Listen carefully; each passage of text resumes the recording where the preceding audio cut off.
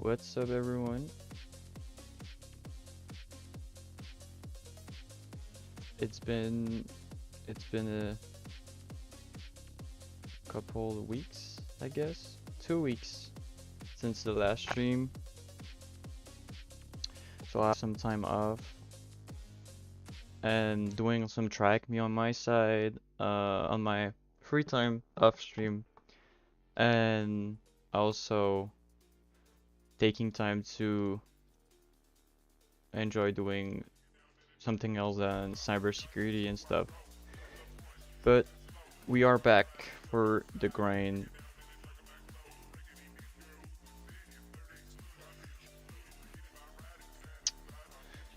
So first of all, what I want to do is update my machine because it's been a bit of time since I booted this one. So I just want to make sure it's fully up to date. I did the same thing for my Ubuntu.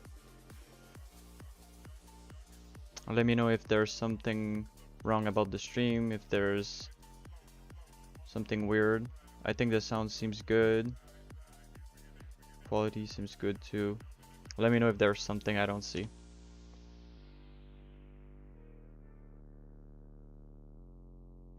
I'm glad to be back.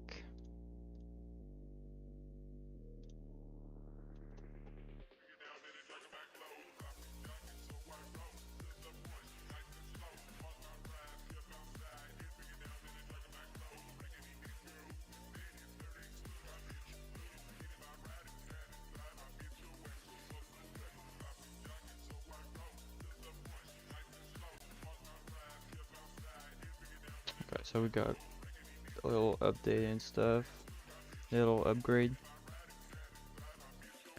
I'll take this time to write down something.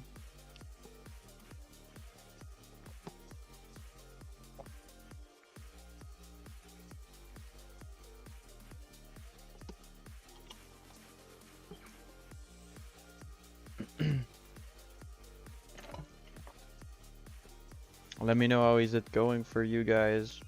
It's been like a couple weeks now. Let me know about where you guys are.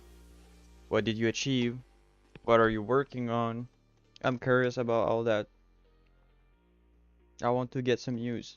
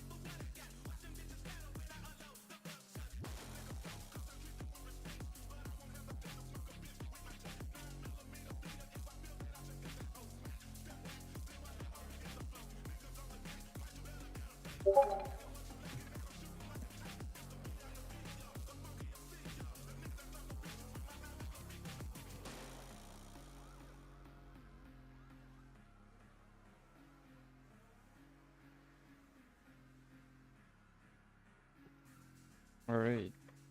So update almost done. We are at 60% right now.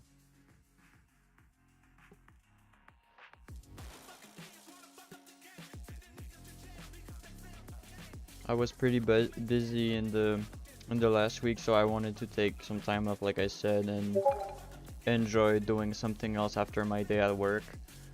And yeah, I was in need of a little break to come back and with more motivation and stuff. I just bought Tryhackme on flash sale when they launched CyberSec 101 Pat. What's up? Welcome in. That's cool. So, you are actually getting the premium from Tryhackme? That's what you said, right? Oops.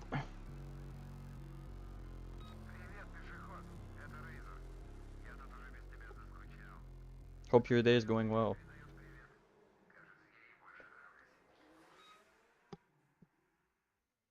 Nice. That's really cool. Yeah, Track Me Premium is really cool because you can actually like train yourself with like the different path, which they did update not a long time ago, so that's cool. CyberSec 101 is now out. This is already a big thing as well because they are also offering rewards and stuff, so that's really cool. And when you finish the path, you can get like the little certificate when you're premium as well and have access to all the content. So that's really cool.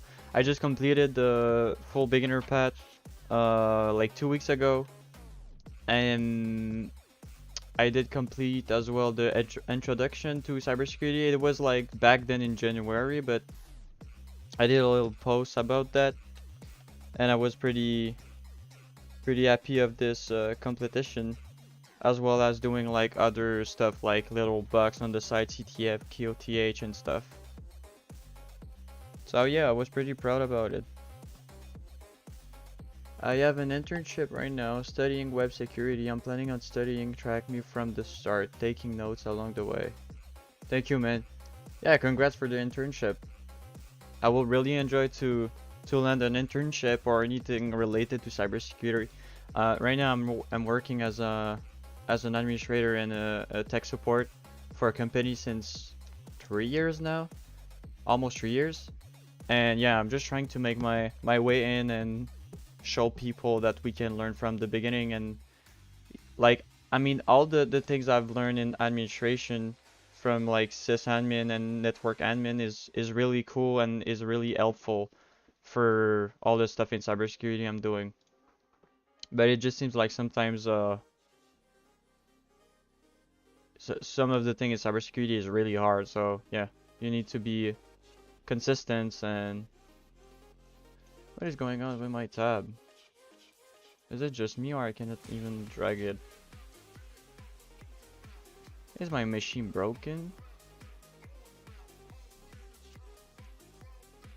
What?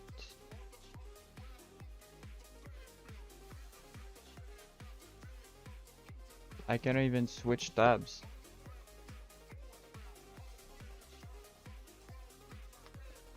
Let me just go check something.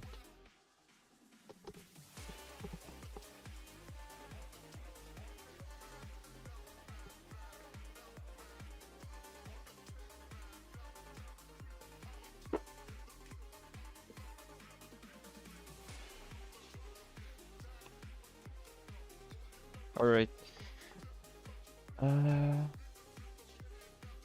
Yeah, you're way ahead of me. I like Linux, but never really thought about doing ITL desk or sysadmin jobs. Yeah, I didn't have much experience with Linux before starting Tryhackme and stuff. Um,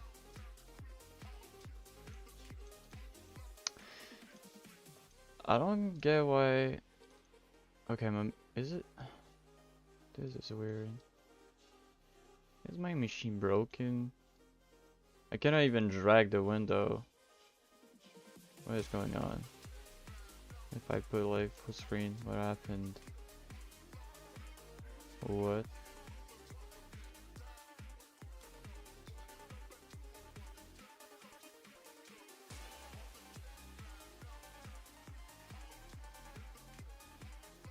What is going on?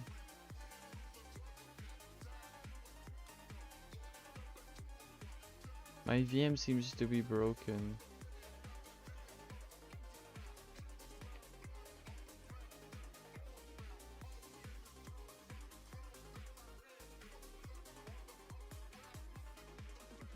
Hmm.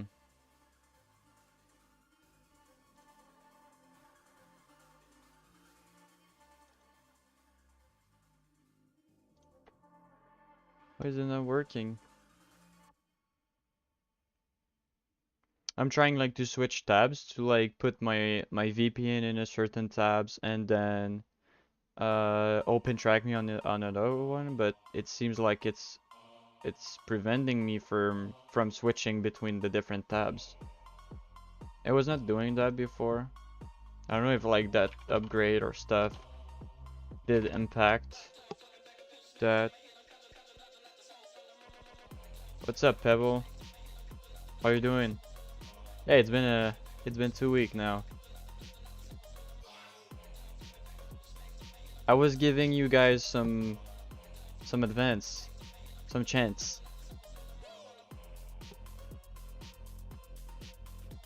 I was going too fast.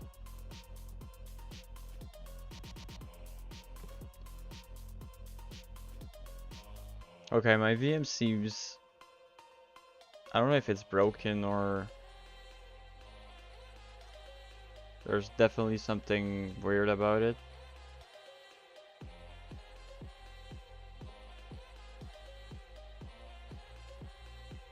Nice, it's just like frozen. No such things as too fast.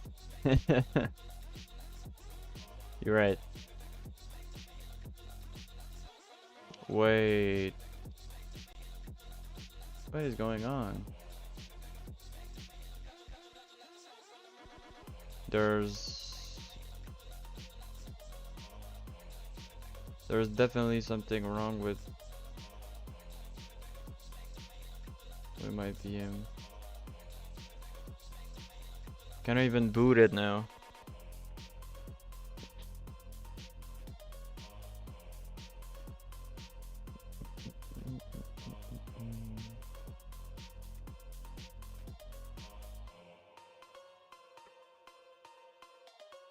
Let's go boot up. Okay, nice.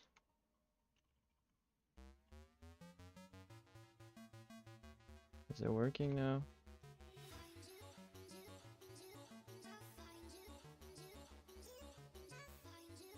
Okay.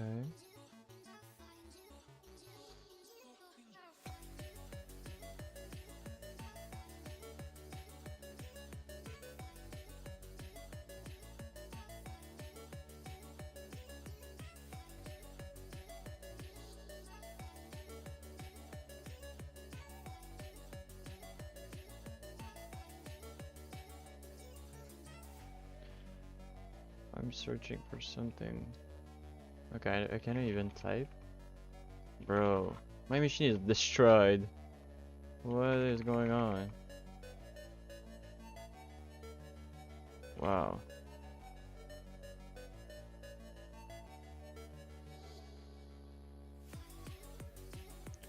It's not even usable. I cannot even type or anything into that.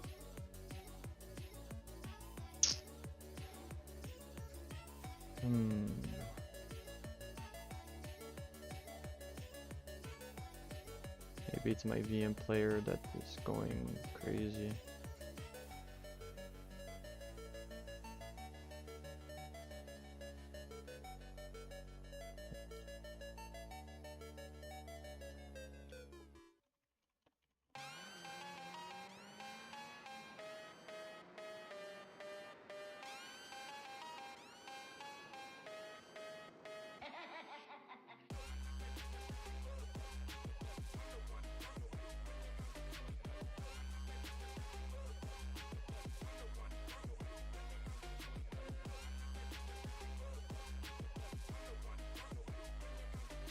If I try to fix it,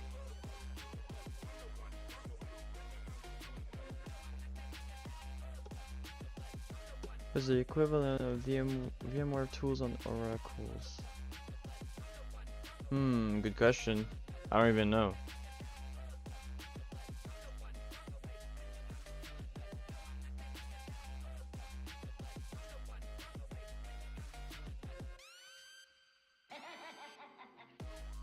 Because like VMware and VirtualBox is kind of different. What's up, Z? Pebble said right control plus F should full screen. Yeah, I did try to full screen it, but it just seems like even if I type something, like for example, I was editing like my Windows key, which is like normally opening like your research tab, so you can just like search up things and stuff, but I was not even able to do that in my VM. It was just straight up not typing anything when I'm typing something.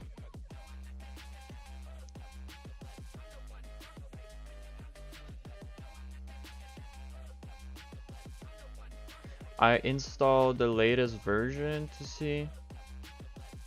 I just wish it didn't destroy anything.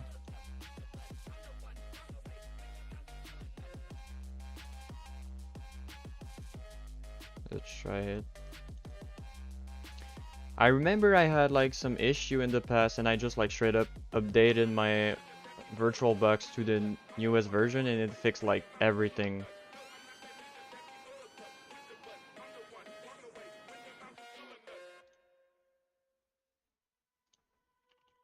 I don't know why this issue was happening though. Like you install something right after you install the virtual OS to fix all the screen rest, copy paste between VMs. Yeah, I totally get what you were talking about. Okay, see, like I don't know Pebble if you had this issue in the past, but as you can see here, I'm just trying to click on like 1, 2, 3, 4 to like switch between my different desktop instance, and it just straight up stay in blues. I cannot even like switch between them anymore. If I try to like press the Windows key, cannot even type anything.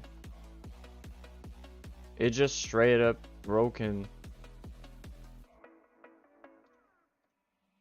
I cannot even move this window. It's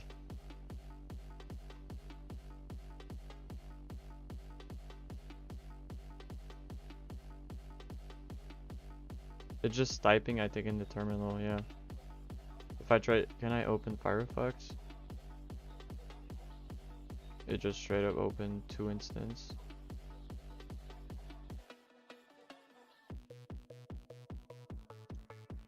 What is going on? Cannot even move this window. Okay. That will not do it at all. Cannot even move this one. Bruh.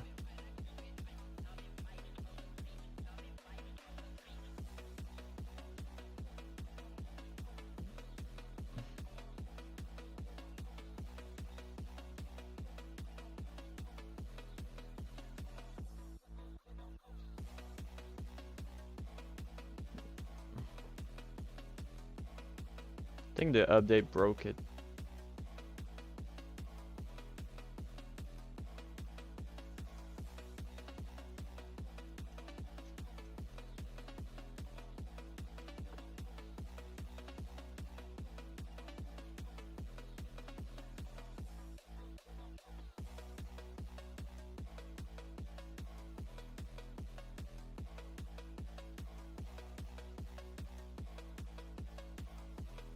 Windows and arrow key. Cannot even move this window away. What is going on?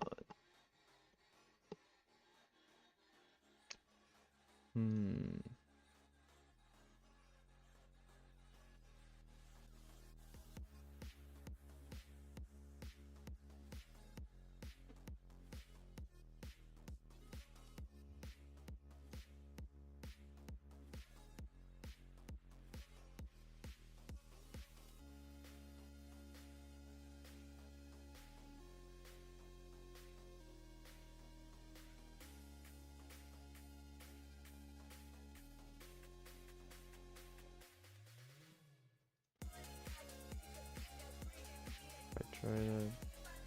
Maybe it's a screen thing. Full upgrade and sudo apt auto remove. Okay, I can try that. That's weird. If nothing works, I will straight up just try to do a new VM, because I don't have any backup of it. I was planning to start doing some backup, but I didn't do any backup yet. What's up, Sampleries? Sampleries? I don't know how to pronounce your name, but welcome.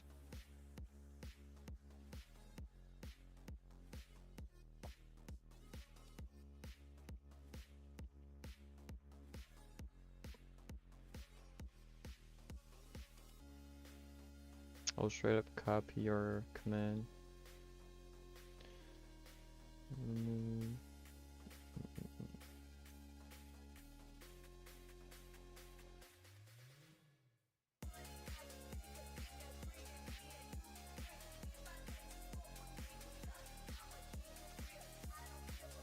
I mean, it cannot be bad. I will auto remove like everything that is not necessary and do the full upgrade. I thought when you was doing a pseudo APT upgrade, it was doing straight up the full upgrade stuff. I guess not.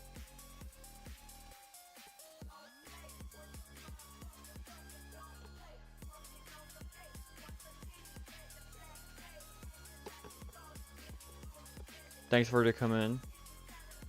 At least we will try something. Oh, there's definitely something going on. It's unpacking stuff. I pray for this to work.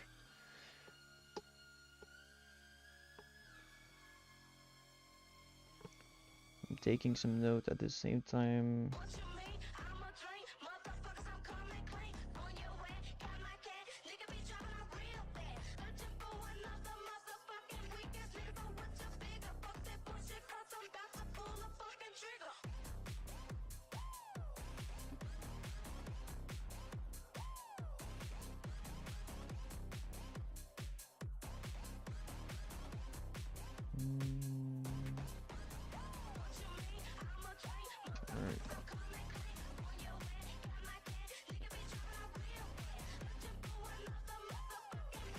It's weird. Yeah, look at that boy. It takes longer than normal upgrade. Yeah, it's taking a really long time. I think I will just like save that command and reuse it for my stuff. Thanks for the command, by the way. Maybe I was doing it the wrong way. I thought it was the good way to do it, but maybe I was wrong. So, update.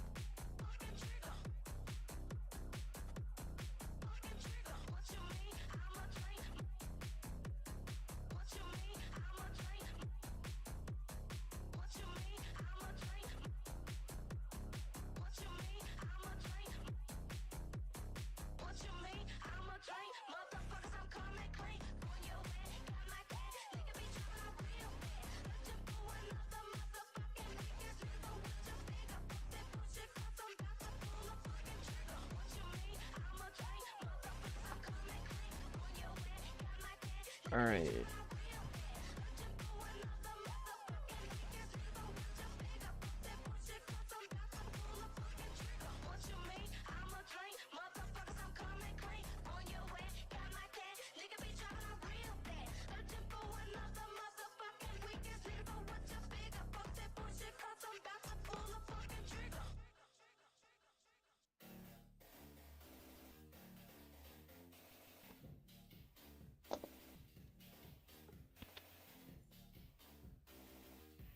Yeah. Yeah, thanks a lot for the command. I just wish it will fix everything. Because right now, like, my VM was going crazy. As you could see, like, I was not even able to switch my views. When I was opening some window, I was not able to move it around to just like place it on the right, on the left, just drag it. It was weird. I wish it will fix it.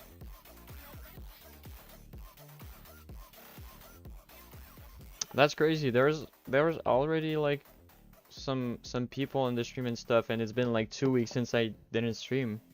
I really appreciate you guys. It's really cool to have people to talk with and share and get some help as well. If I can help you guys with something, just ask. And thank you all a lot for your help with my VM as well. Let's see if it's fixing.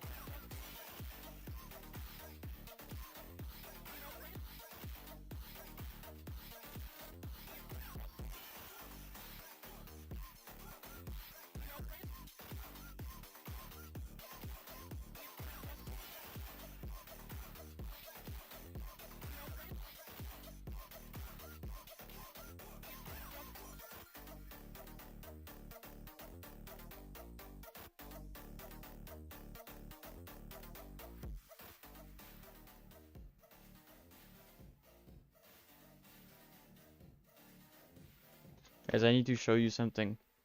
I just while I was on a break from streaming and stuff, I was spending a bit of time doing some 3D printing stuff, and I wanted to show you something I printed. So while the update of the VM is going on, let me show you this. I don't know if you will see it correctly on the stream. Um, oh, I can show you a picture if you don't see it. So I printed, for you guys who don't know, it's a mask from the Payday 2 games. And it's the Dallas mask, and it's fully 3D printed.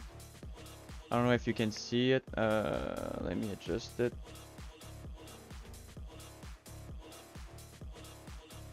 Like that. It's really cool. That's like one of my favorite 3D printing stuff. I don't think you see that much. Let me show you a picture.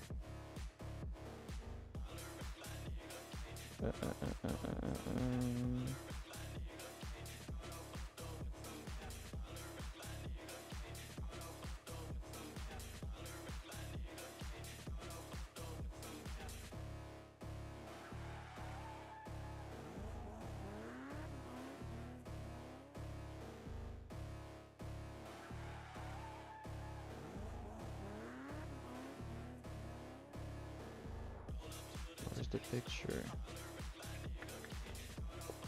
I think I got it.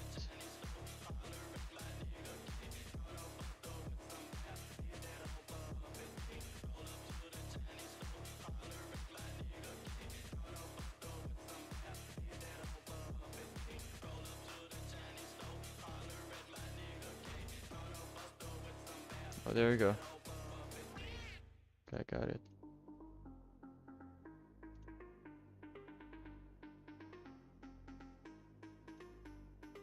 There we go.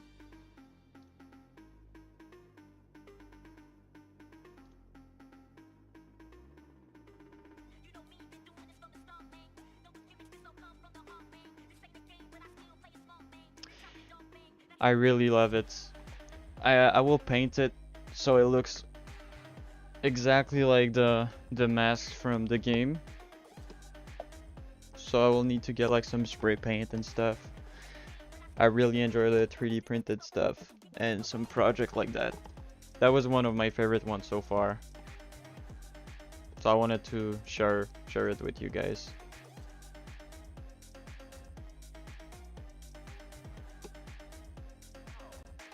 My printer is pretty big. Actually it's a Bamboo Lab A1. Let me show you.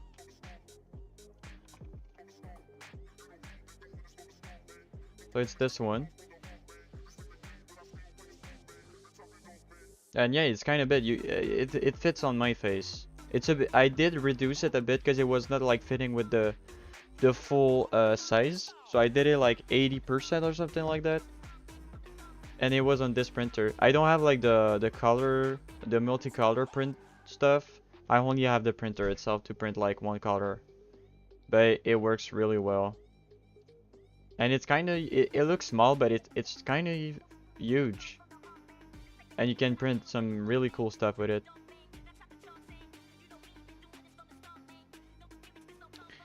Yeah, so it's my first 3D printer. It was recommended by a friend of mine, and it's great for real. Like I don't have to do much about the printer. It always works super well. So I really enjoy it. And I printed some decent stuff.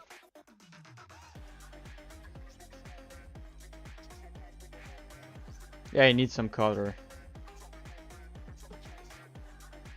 Bro, the update is taking forever.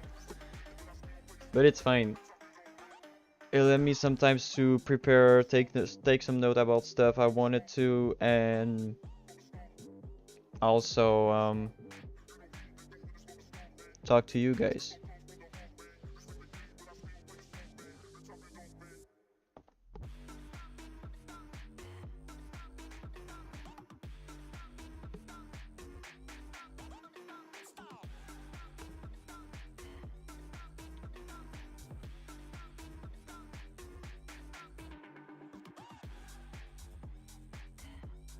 Yeah, it can be expensive. It's always depending on what your goal is.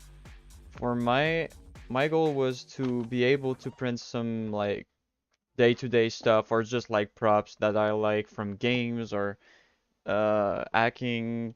I don't know. It was just like something that was unleashing a lot of creativity and that was allowing me to make great projects. But it's not for everyone, that's for sure. And like for example, my printer was I paid it in Canadian dollars and it was about $600, and it's about maybe 10 no 20 Canadian dollars for a spool of like 1 kilograms of filament. So it always depend on I guess on your financial situation, because it's more like a hobby at this point. But I really enjoy it. It makes cool project.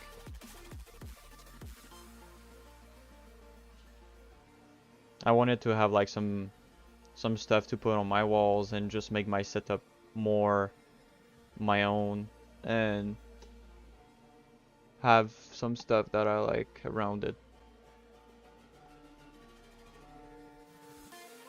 Let's go, 99%. I don't even know what path should I continue on Tryhackme.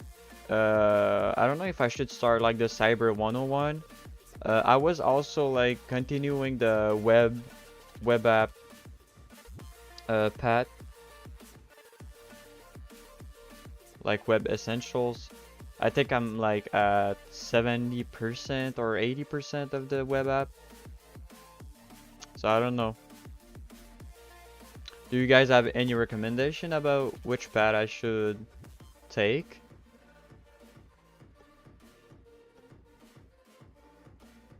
I heard the Cyber 101 is really good, but I don't know.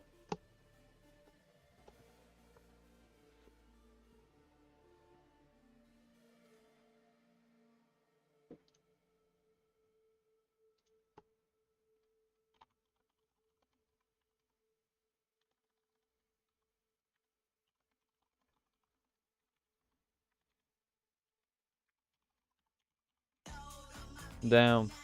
Okay, there was a lot of stuff to remove as well. Check that. Wow. No, I did peek at it, but I didn't complete anything from the Cyber 101 yet. It's really new, so I saw that online. A lot of people talked about it with me, but I didn't dive into it yet.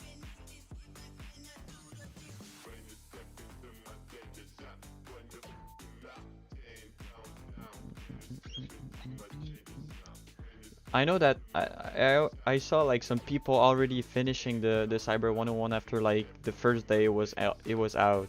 Like people are so grindy about that stuff. That's crazy.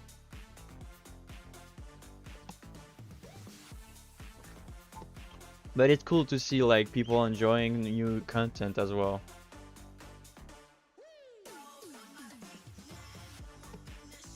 All right.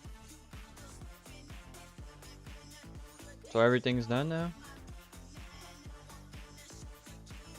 I think we should reboot. Why is the command to restart again? I'm just used to the Windows one, which is like shutdown and dash R. Is it like reboot? Oh yeah. All right.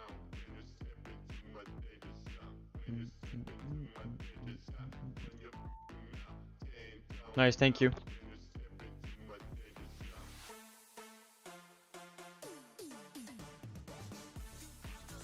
Oh, that's cool. $10 of swag shop. I say complete web path now. You also grinded because of ticket event. But that's cool. You got something at least. There's like people winning straight up nothing. There's a guy on the Discord called Gecko on KiraSec Discord, and he won the laptop. Like, he straight up sent us a screenshot where it says that he won the laptop and stuff. Yo, it's back, guys. Now I can switch views and stuff. Awesome. Let's go. And yeah, there's somebody in the Discord that won the laptop, and he tried to contact Tryhackme, and after he contacted like Tryhackme to redeem the laptop and stuff, he reconnected to his account like later this day after sending an email to the support, because it was saying to send an email to a specific address to contact them, and they straight up didn't respond, I think, and they removed one of the ticket that was needed, because you need 3, and they removed one from his account, and you can definitely see it was his account, and it was saying redeem your prize, and they did remove like a ticket, so now he only got 2 of the ticket needed. So he was so pissed. Yeah, it was feeling a bit scammy, not gonna lie. I don't know about that, but he was pretty mad about it. He was like, okay, at least I was winning something, but anyway, it was like a $400 laptop, so it will be like a not a really epic one, I guess. I mean, it's just sad, but yeah. It is what it is, I guess. You already hated this event. Don't make me hate it even more. Bro, I'm just saying facts. I'm just saying what I heard and what I saw from the Discord. I'm just a witness from what is happening. Yeah, that's kind of sad. It's kind of bad coming from like Tryhackme. I thought like Tryhackme was like really a great platform with like a lot of budget and stuff, but it just seems like it's a bit scammy, or maybe it was a bug. I mean, anything can happen, but it's weird. It's a bit weird coming from like a really big platform like that and not getting any response from the team. And he got a screenshot as well to show like the team that he won and that the ticket was removed after. Yeah. Possibly more than expected and won the big prize. Yeah. I don't know.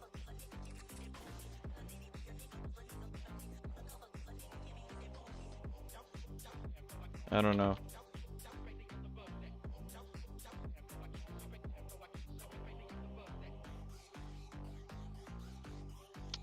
I'm just connecting to my account.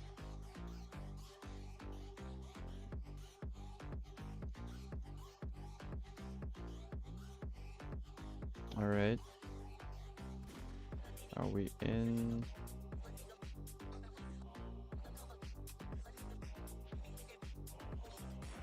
Alright.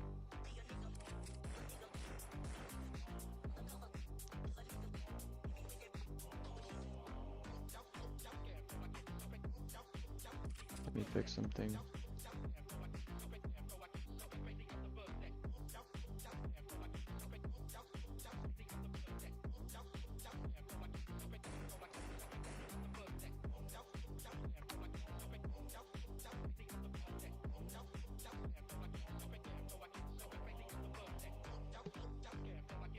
Alright.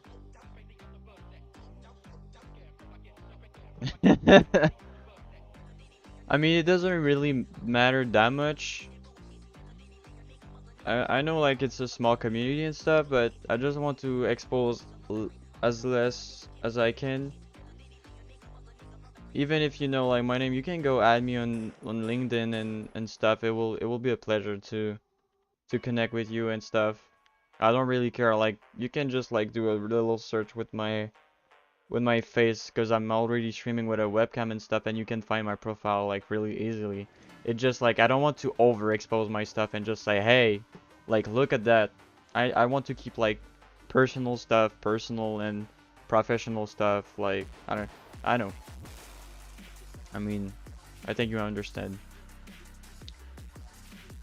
Also with that 10% off, I ordered 10 sticker because sweater shipping cost was like $11 down.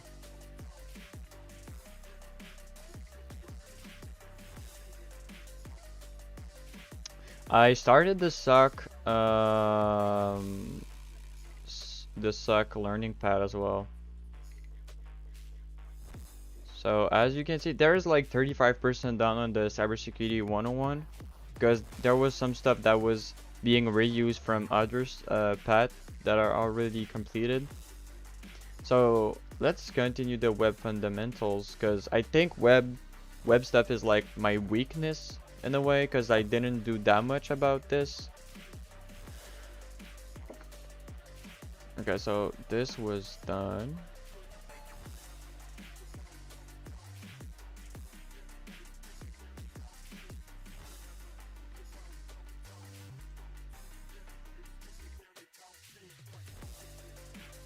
Alright, so I already did all that from others, but Burp Suite. I'm actually using Kaido, but I'm down to like learn some Burp Suite stuff because there's some functionality that is not available on Kaido yet.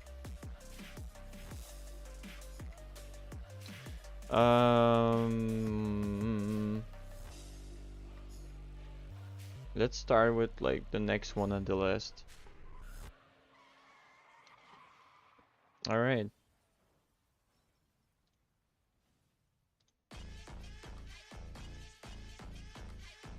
So SSRF, what kind of impact they can have? You'll view some example. How can you discover them? So what is it? It stands for server-side request forgery. It's a vulnerabilities that allow malicious user to cause the web server to make additional or edited HTTP requests to the resources of the attacker choosing. So there's two types of SSRF vulnerabilities. The first is a regular, where data is returned to the attacker screen, and the second one is blind, where SSRF occur but no information is returned to the attacker screens. What's the impact? Access to unauthorized area, access to customer, ability to scale to internal network, and reveal authentication token or credentials. I wish there were a dark mode on Tryhackme though.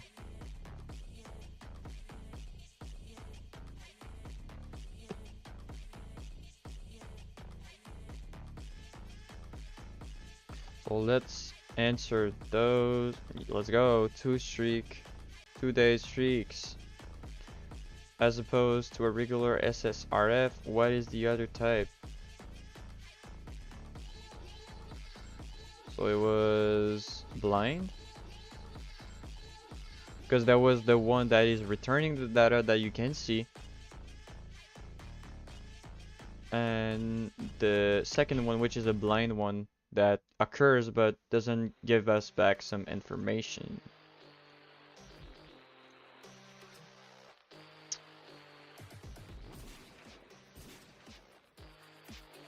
It will take you through some common SSRF example, how to exploit them, and even a simulation to see if you can take advantage of the SSRF vulnerabilities using what you've learned. What is the flag from the SSRF example site? At the end of the example, you will have to figure it out for yourself. Alright. So it shows how the attackers can have complete control over the page request by the web server. The expected request is what the website .thm server is expecting to receive, with the section in red being the URL that the website will fetch for the information. The attacker can modify the area in red to an URL of their choices.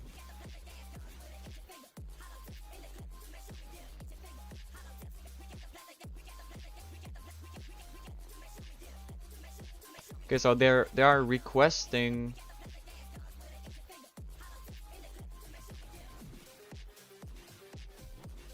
just trying to understand everything here. Okay, so it's doing a request with the website and directory, which is the directory stock, and then question mark URL to specify another URL. Is it? Okay. I think I understand. Is it, how much do you pay for the course? I don't know if this one is free. Oh yeah, it's subscriber only. Um, I only get like the premium one, KiraSec. So I'm paying the THM premium every month, which is like $17. Not in US, in Canadian, I think. I'm just paying for the premium, and I get access to like all that path. Or creator extension may work. Yeah, I could try that. Okay, so as I can understand, is it that we are asking the web server to access this URL for us, right? So instead of like straight up requesting yourself this URL, you're asking the website that you're trying to request something from to visit this URL for you, right? And return back some information. So that's why it's requesting the API. So they assume that only the server will have access to this specific API stuff. And it says return user data to the website instead of stock information. User data to hackers. I think it's that.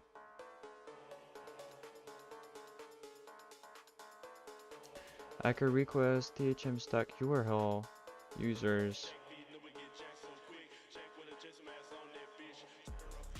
Yeah, it's exactly that. So it's bypassing the fact that we are not straight up asking for the API, but instead it will be the website, like the server that will be asking for this information for us. So it will think it's us, it's the website, the server, and returning back the information to us after that. So we are straight up like impersonating the server, I guess. So it says in the example show, an attacker can still reach, my bad, the API user page with only having control over the path by utilizing directory traversal. When website THM received this as a message to move up a directory which remove the stock portion of the request and turns the final request into API users. In this example, the attacker can control the server subdomain to which the request is made. Take note of the payload ending in being used to stop the remaining path from being appended to the end of the attacker URL, and instead turn it into parameters on the query strings. Say server API and ID is 123. So hacker requests this.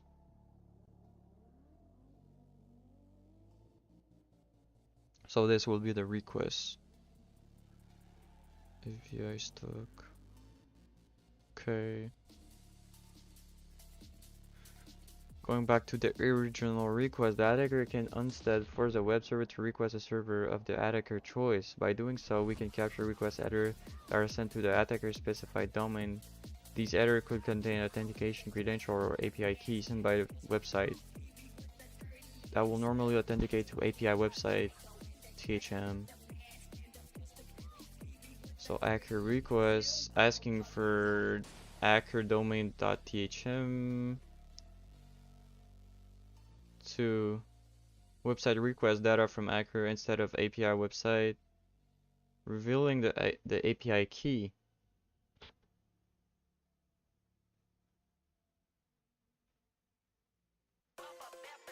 Really?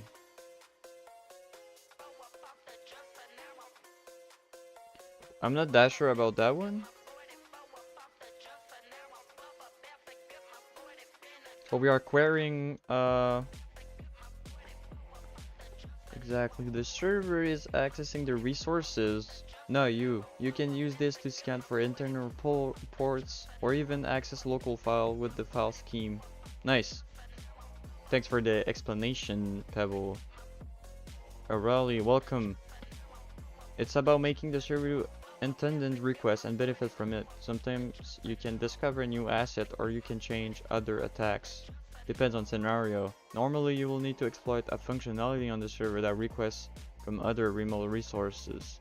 Some proxy or reverse proxies may suffer similar problems and pose similar vulns phase. Good. Alright. Thank you all out for the explanation. I really appreciate it. Using what you learned, try changing the address in the browser below to force the web server to return data from.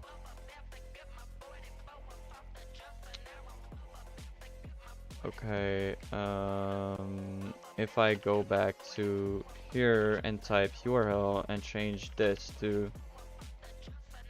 Oopsie. Copying the wrong thing.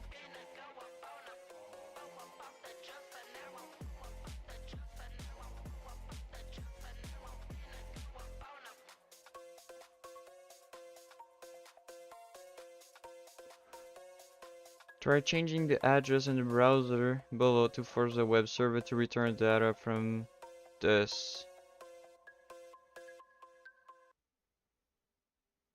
To make things easier, the server requested bar at the bottom of the mock browser will show the URL that website THM is requesting. Don't change the parameters. Like that. So I should just ask for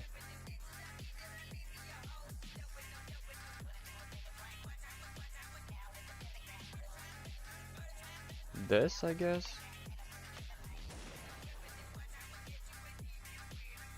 So it's asking for ID2 API.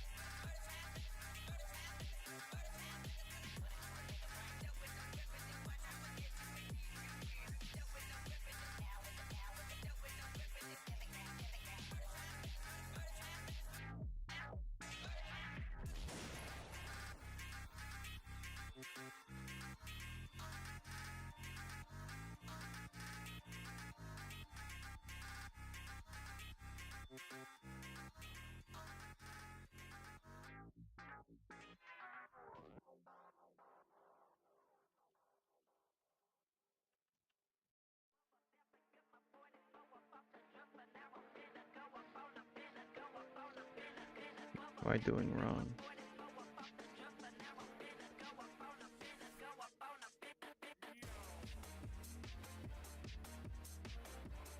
And ID. Expected request. Why are they using this? To make another request? So they're asking for the location and then the ID with this. Right?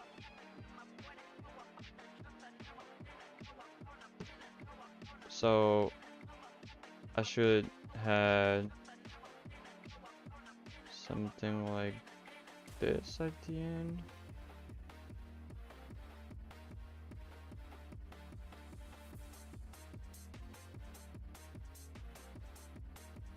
Straight up after the okay.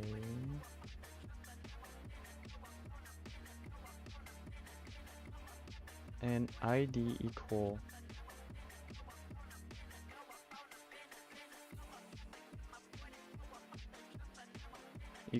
and ID equal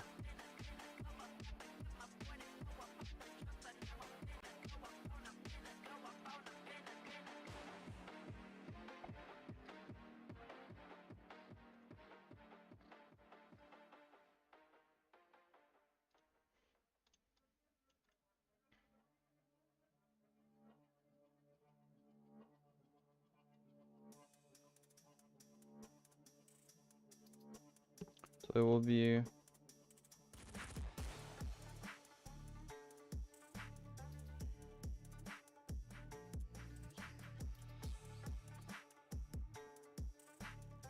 this.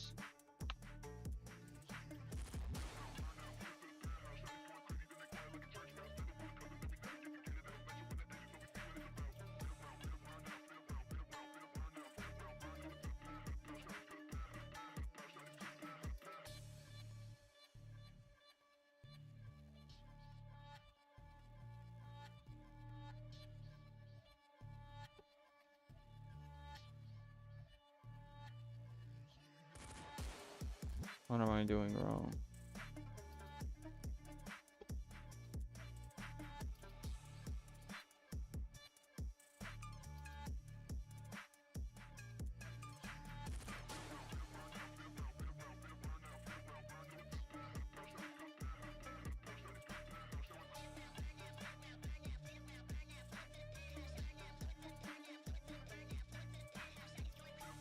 So right now it's asking, it's requesting to this.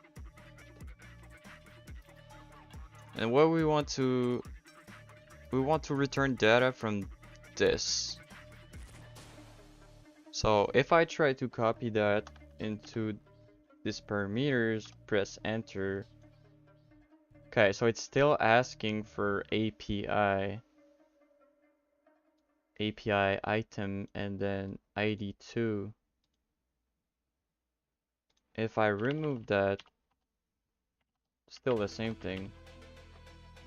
If I remove this part, oh, now it's asking for server website THM.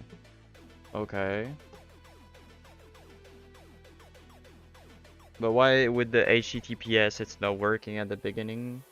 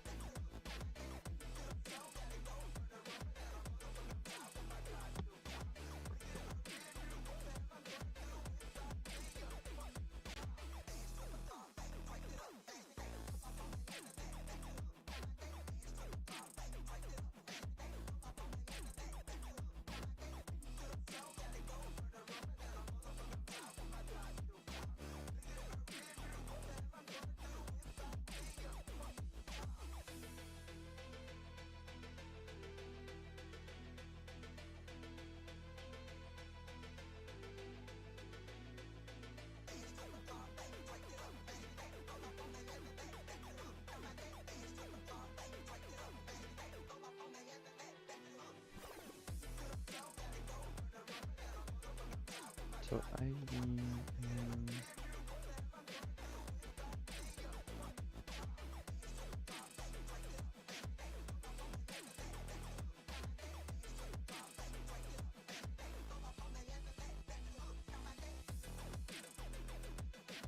yeah, when I'm doing like test is the first thing that appears. So it seems like if I want it to work, I should do server the website.thm and then the flag, I guess, like that.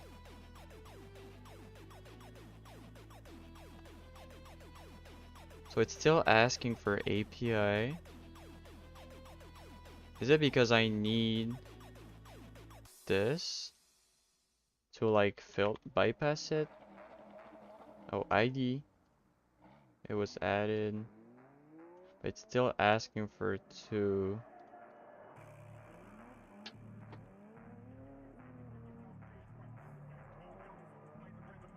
What about if I remove that?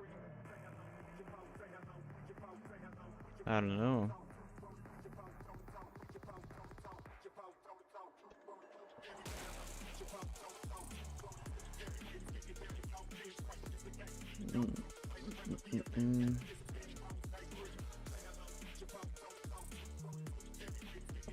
So flag ID 9. So we want to access this, and we are already accessing this, but it's still considering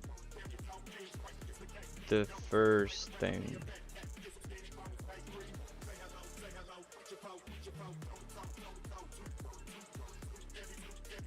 Is it normal? I don't think it's supposed to do that.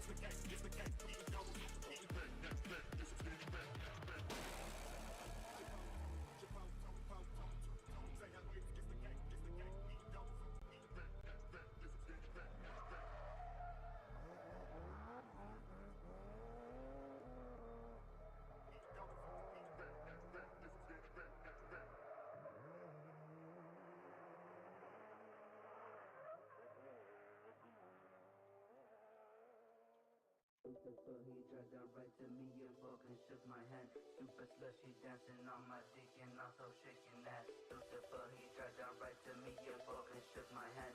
Super slushy dancing on my dick and also shaking that. This could cause a web server to recrash.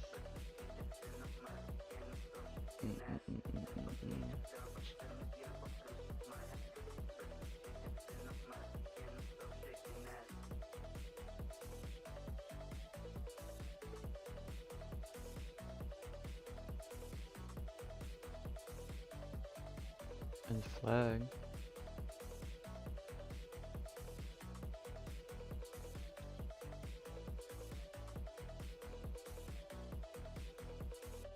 And flag equal ID. Okay, let's try that. Does it ask? Okay, it's still not accessing the good thing.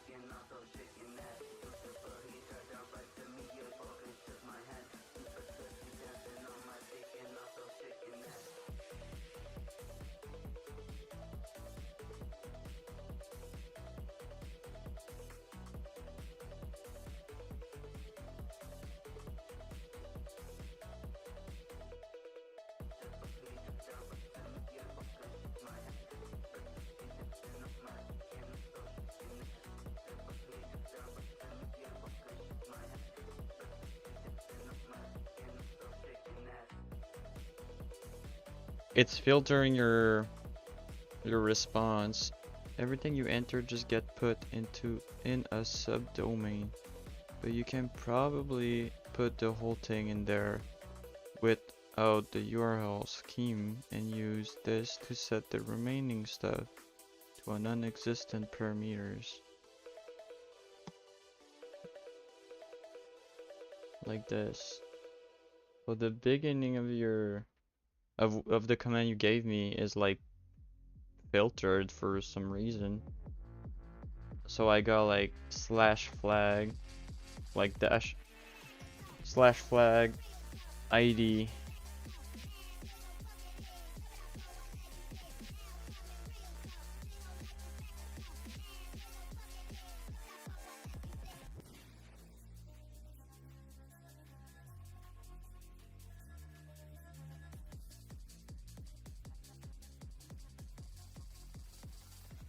And part about the using of an extra query string parent for part you don't want. Did that bypass the filter? Server.website.thm/flag. So you want to keep the whole server stuff, right?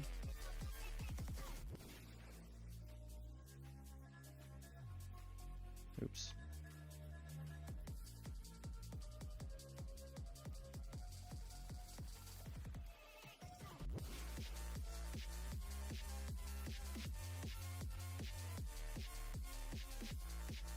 Nice. Okay, so you're using. So if I remove that part, not working anymore. If I put it this,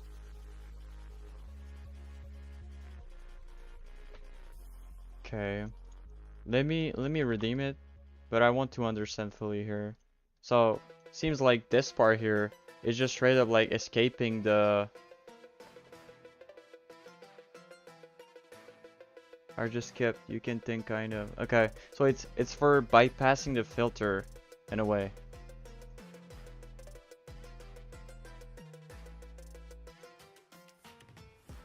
Can control the server subdomain to which the request is made. Take note of the payload using this being used to stop the remaining path from being appended to the end of the attacker URL and turn it into a parameters.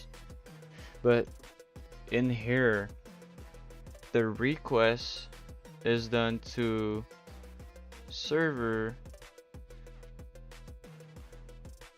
The request is done like differently here.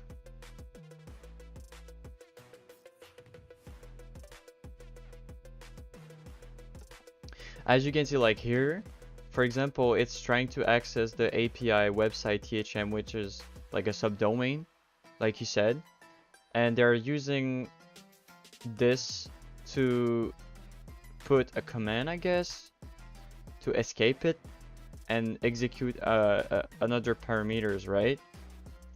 But here, we don't have any of this. We just straight up asking for this, exactly like it was writing here. So normal request, the only thing that is escaping is like the last part.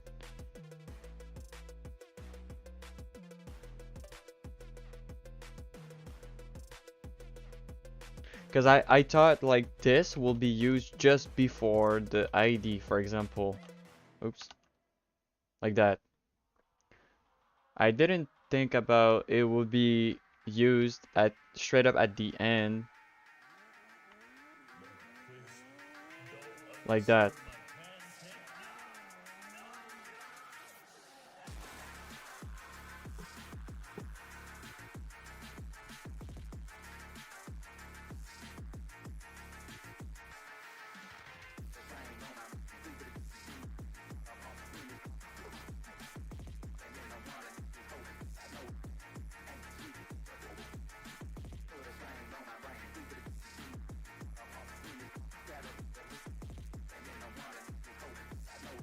So adding this at the end of URL can sometimes help bypass simple validation or filtering rules by escaping or breaking how the server interprets the request. Here's why this might work in an SSRF context. You're adding an extra parameters after the main request, which can confuse a parser or filtering mechanism, so systems look for specified patterns or parameters like ID equal 9, and adding this can change how these filters interpret their entire string, making them bypass part of the URL you want to remain intact. Okay. Okay, so it's not making a difference after. It's just for the filtering to stop considering or trying to filter this, because it's saying, hey, I don't exactly know what this is supposed to do, but it says that it's prevent unattended truncation, allowing the full path to be processed. Filter invasion, parameter injection. Okay. Yo, what's up, Foxyon? What do you think about reverse engineers? To be honest, I don't have that much experience about reverse engineering stuff.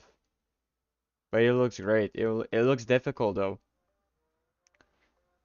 So I cannot really help you out with that question. The query string is parsed by the web app. There is no handling for X parameter probably. You'll benefit from this to still be able to construct a correct request that the app can process because the required query parameters are passed. The one you benefit from. Just think of it as commenting out the rest. Okay? Thank you.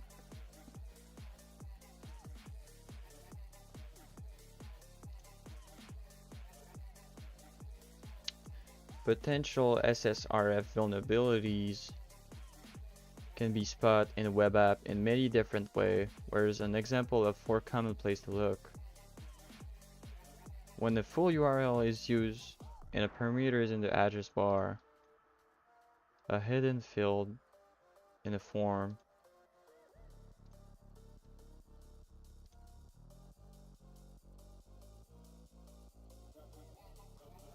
partial URL such as just the host name, server equal API, only the path of the URL, equal forms contact. Some of these examples are easier to exploit than others. Website can be used. If working with a blind SSRF where no output is reflected back to you, you will need to use an external HTTP logging tool to monitor requests such as requestbin.com, your own HTTP request server, or Burp Suite collaborator client website. What website can you use to catch HTTP requests from?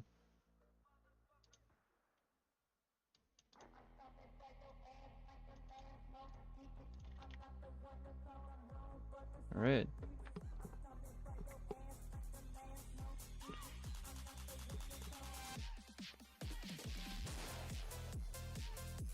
More security savvy developer aware of the risk of SSRF vulnerabilities may implement checks in their application to make sure the requested resource meets specific rules.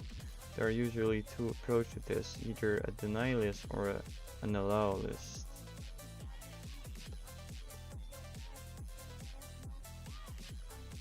Deny list is where all requests are accepted apart from resources specified in the list. Matching a particular patterns, a web application may employ a deny list to protect sensitive endpoint.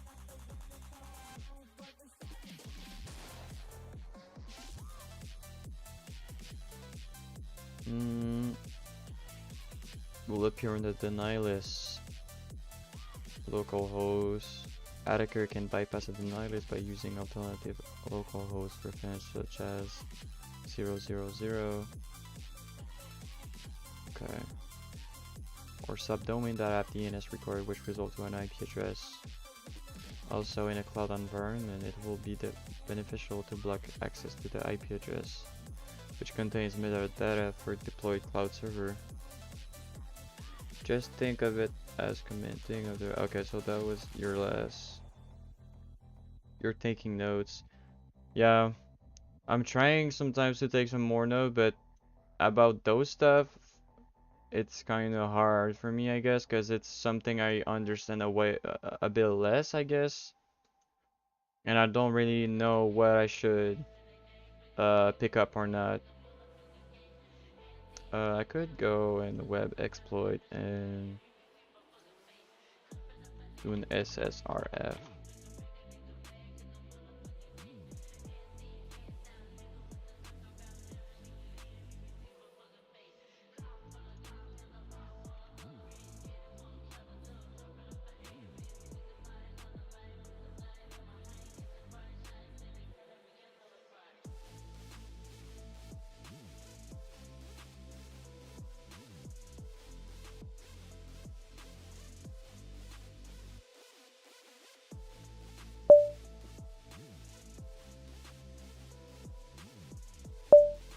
Let me try to.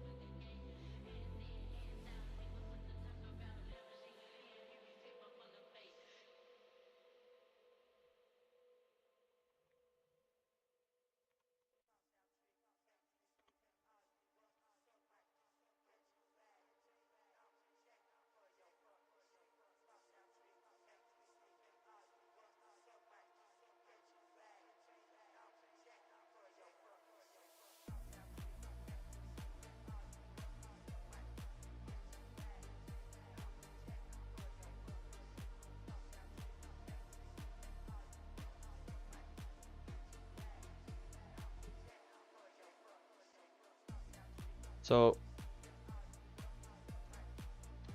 the end part after ID 9, which is this part, I'll actually add some color to it. Alright.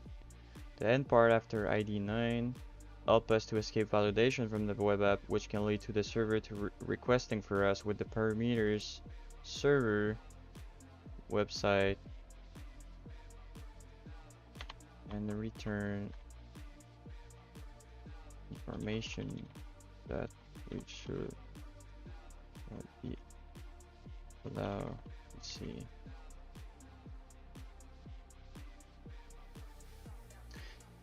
So sometimes for certain things it will be easier for me to take some notes. Sometimes it's harder. So in this example, the SSRF is something I've never experimented before, so it's kind of hard to document. So I'm trying to do it as much as I can when I'm doing the example and stuff. But like for example, I think it's pretty much what I understand from it now.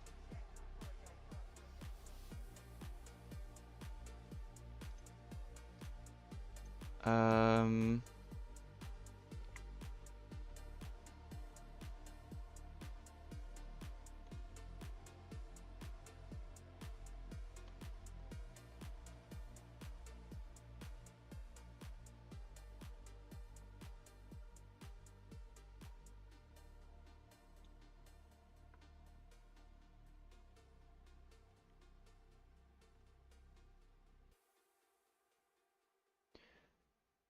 mm,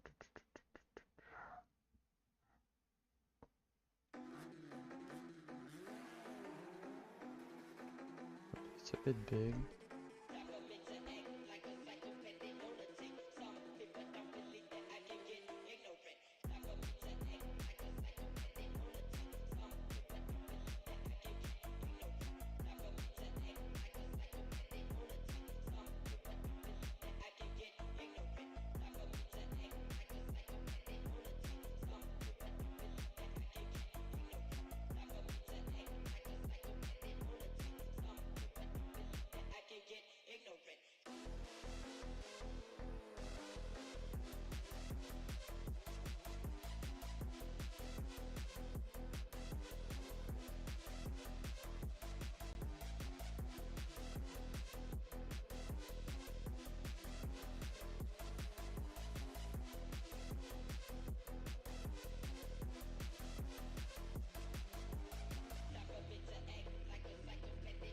Yeah, I know Actrix, payload, all the things. Like general purpose, resources from notes, and example, they have page.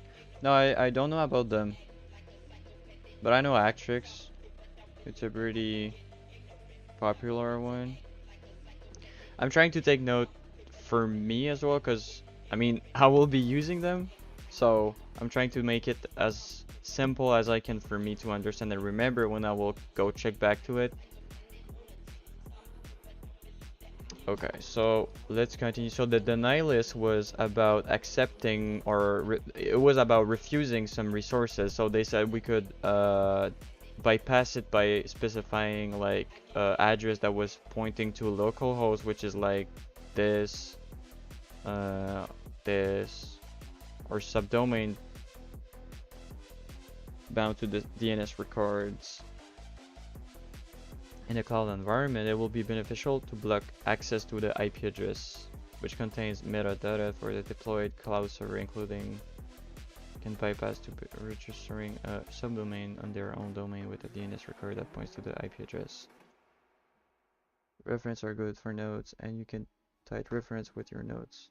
The same topic page note, just trying to add not replace. Very good. You take note, don't change it, improve it.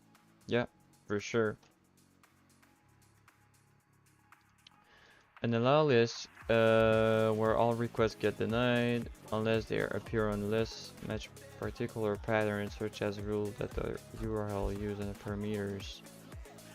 Could quickly circumvent this rule by creating a subdomain on attacker domain name The application logic will now allow this input and let an attacker control the internal HTTP requests. If the above bypass didn't work, there's one more trick the attacker sleeve, the open redirect. An open redirect is an endpoint on the server where the website visitor get automatically redirect to another website address. Take for example the link URL.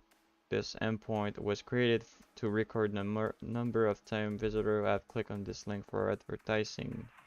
But imagine there was a potential SSR vulnerabilities with stringent rules which only allow URL beginning with website.thm. Attacker could utilize the above feature to redirect the internal HTTP request to a domain of the attacker choice.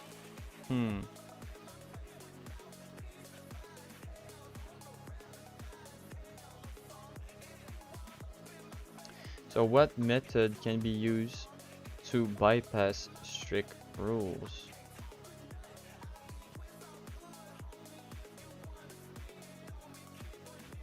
Open redirect, I guess.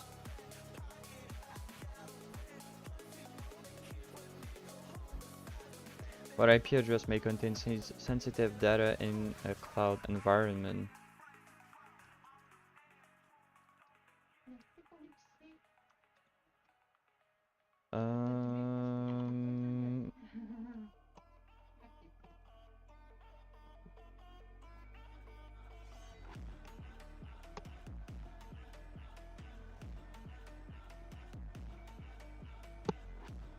What IP address may contain sensitive data? Do you guys know why this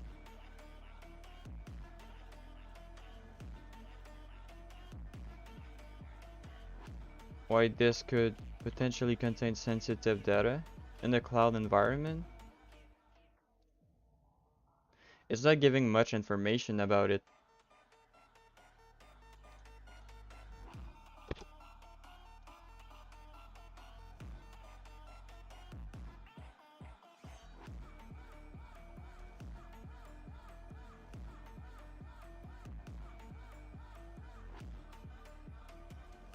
Let's start the machine.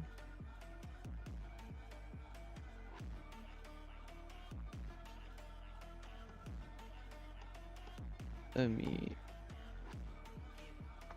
turn on some lights.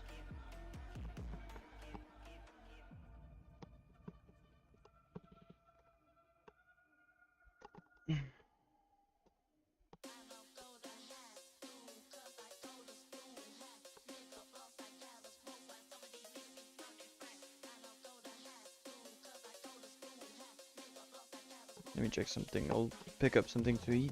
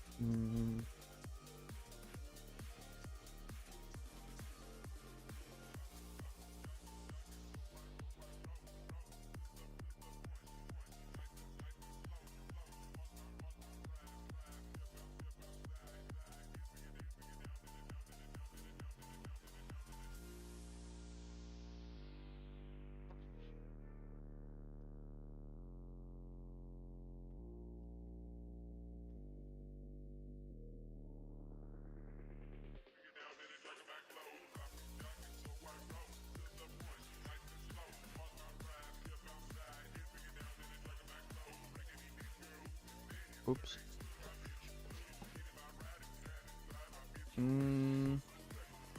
Because when the account is created, I've signed in. I visited this page to view the new avatar selection feature. By reviewing the page source of the avatar, you'll see the avatar form field value contains the path of the image. The background image still can confirm this as the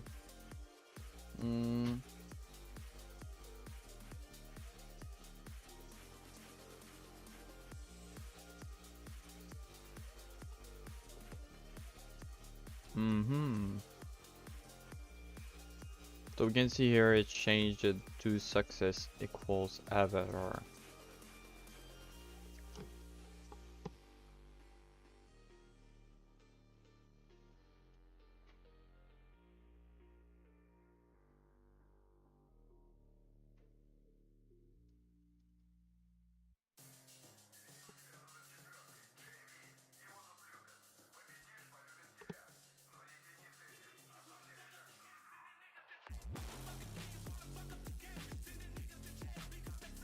Private.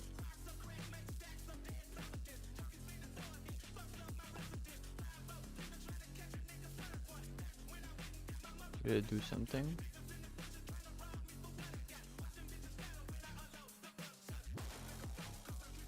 Oops.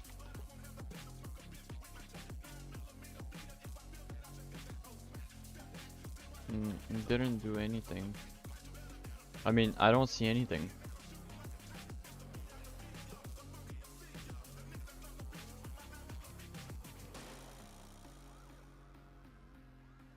Okay, I need to change straight up the value.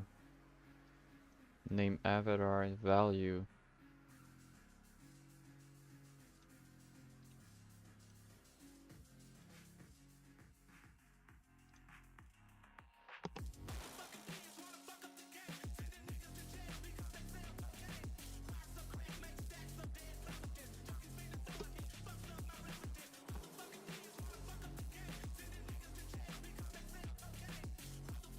Was it this? Yeah.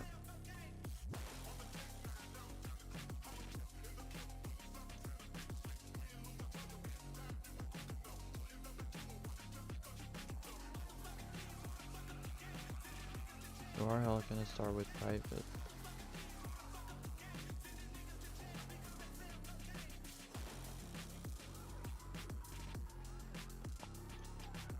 The path can start with private. Don't worry, we still got trick on our sleeve. To bypass this rule, we can use a directory traversal trick to reach our desired endpoint. Try setting the avatar value to X. Sometimes Tryhackme doesn't explain you everything.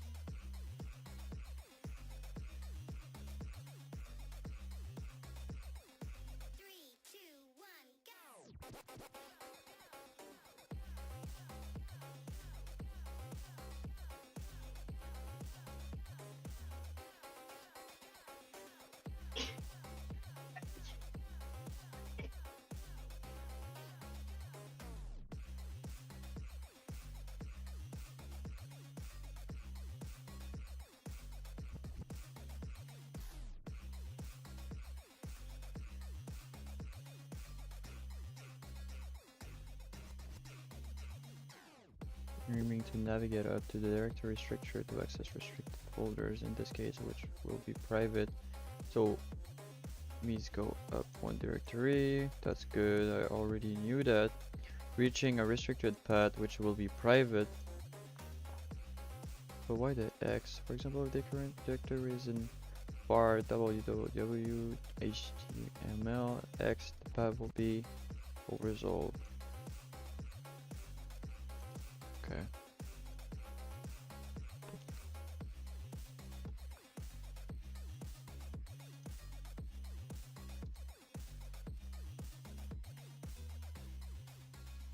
Oops.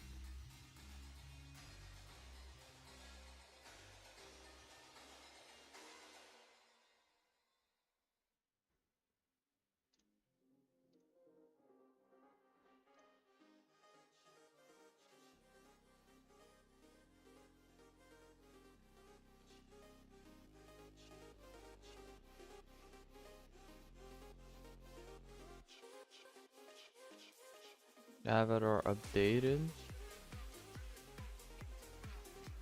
but no information except avatar was updated. Okay, so that means it worked, but it doesn't show anything.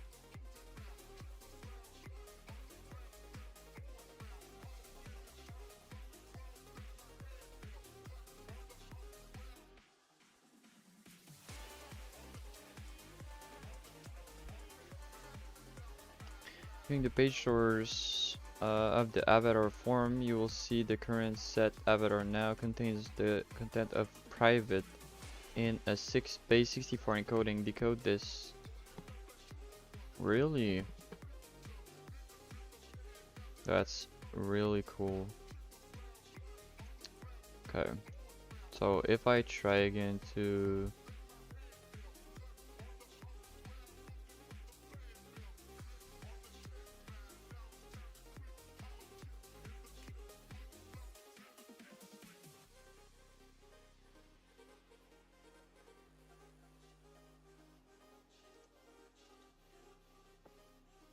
so if I go in the page source, what should I be looking for?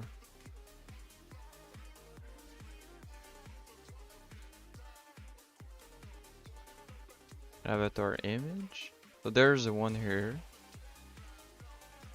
Or but there's a base 64 here. But I don't know if it's this.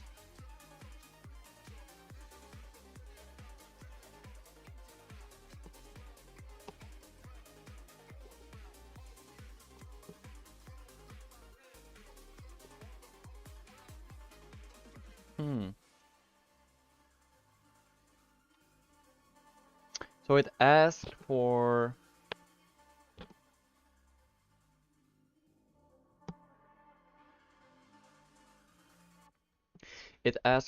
like to change to update. So I guess it was like a post request to update something, but instead of updating the avatar and storing the data of the avatar, it requested the directory content and put it into the avatar, which we were able to decode and get with the base 64. That's nice.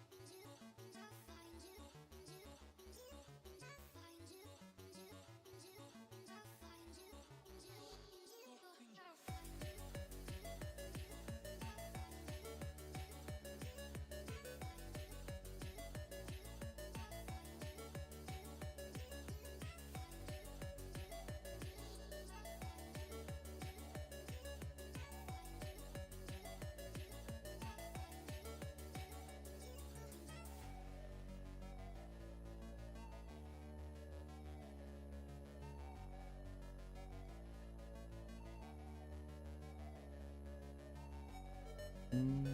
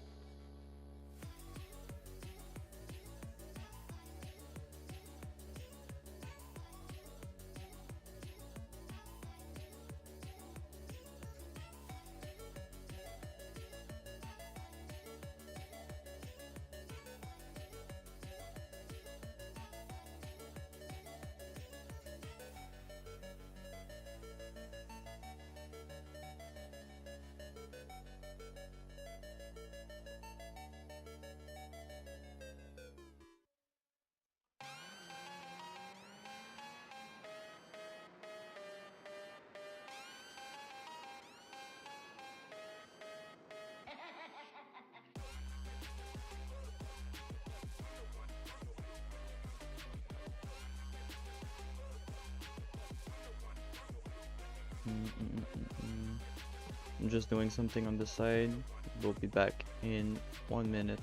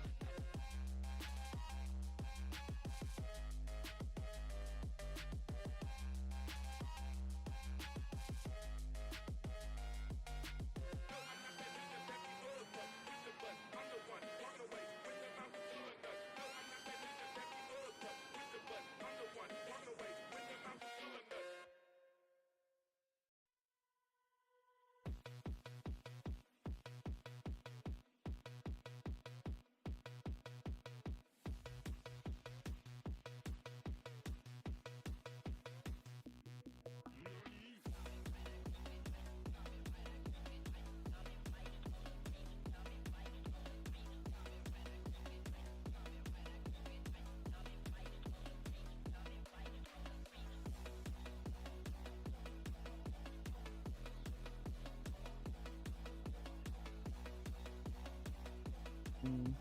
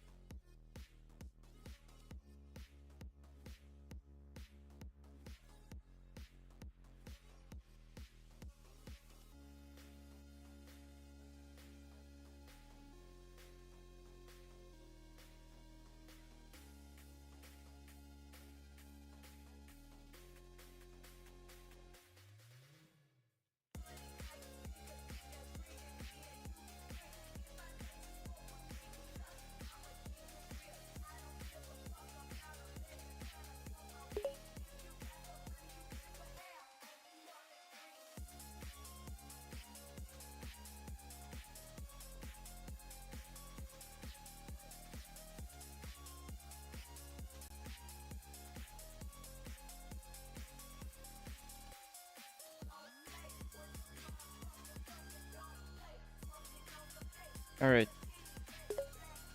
my bad.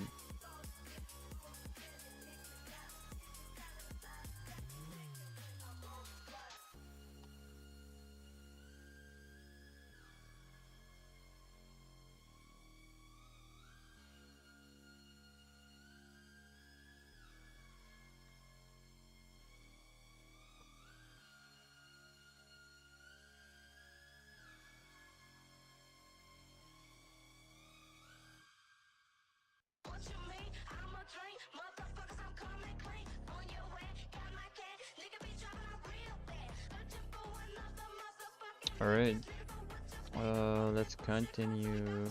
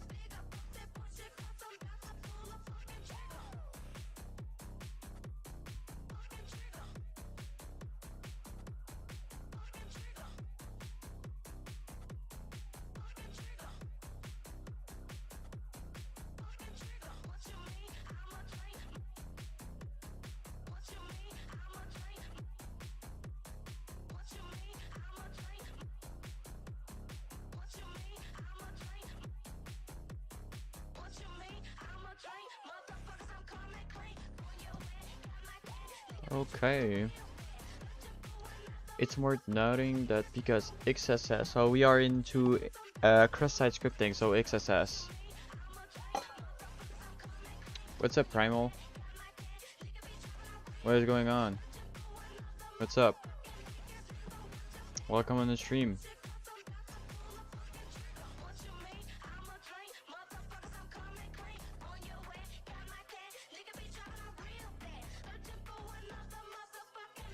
So XSS is based on JavaScript. It will be helpful to have a basic understanding of the language. However, none of the example is overly complicated. Also a basic understanding of a client-server request and response. Cross-site scripting, better known as XSS, in the cybersecurity community is classified as an injection attack where malicious JavaScript gets injected into web application with the intention of being executed by other users. In this room you will learn about the different XSS type, how to create XSS payload, how to modify your payload to evade filter, and then end with a practical lab where you can try out your new skills. Cross-site scripting vulnerabilities are extremely common. Below are a few reports of XSS in massive application. You can get paid very well for finding and reporting these vulnerabilities. Cool. So the question is, what does XSS stand for? So is it cross-site scripting?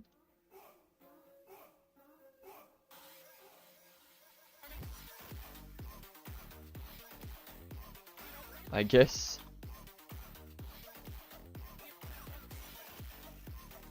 It's not.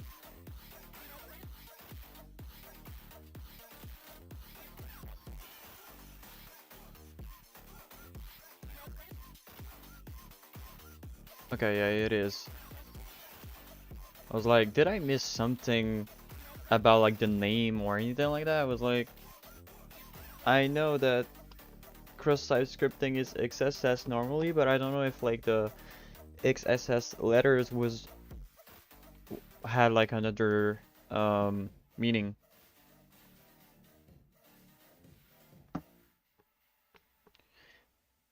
Alright, let's see payloads.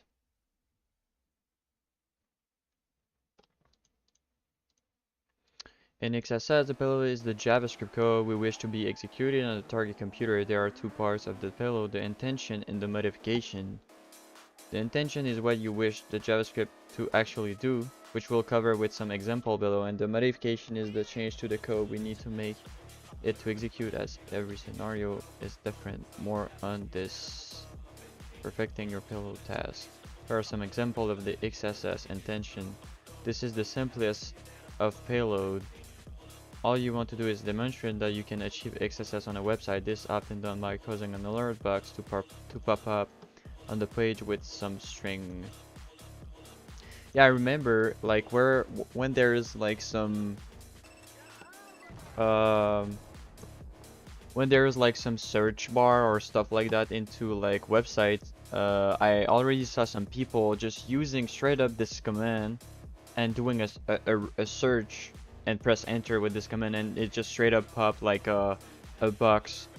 And so basically it lets you integrate some JavaScript code into the search bar, for example, and this way you can execute stuff from the research bar or anywhere where you can type some text and include some JavaScript stuff.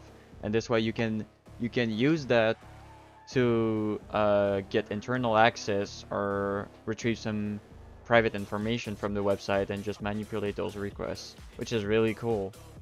I think it's like one of the most known attack, right, for web app. It's really common.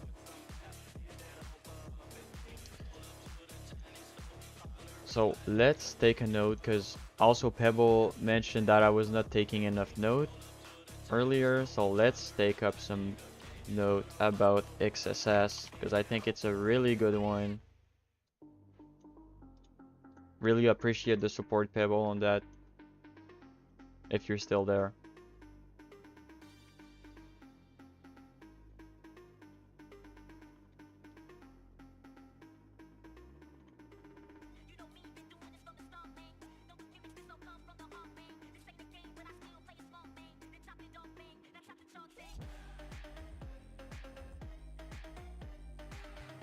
Go.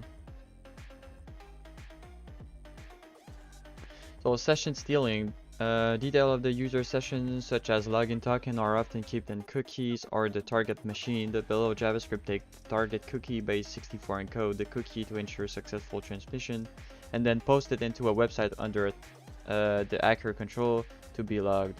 Once the hacker has these cookies, they can take over of the target session and be logged as the users. Damn, I should probably pick up all that, right?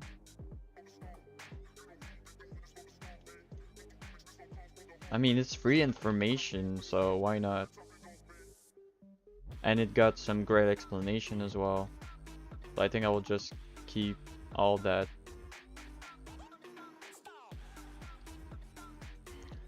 The below code act as a keylogger. This means anything you type on the web page will be forwarded to a website under the hacker control. This could be very damaging if the payload was installed on accepted user login or credit card. Yeah, because I think they talked about it a bit, but XSS can sometimes show up only on the client side. So that means on your side when you're making the request, but it can also like permanently change the website. So that means if you do a request with the JavaScript stuff that will like modify the website or a function, it could definitely like permanently change the website, and when people will try to access the website on their own, it will change it like basically for everyone.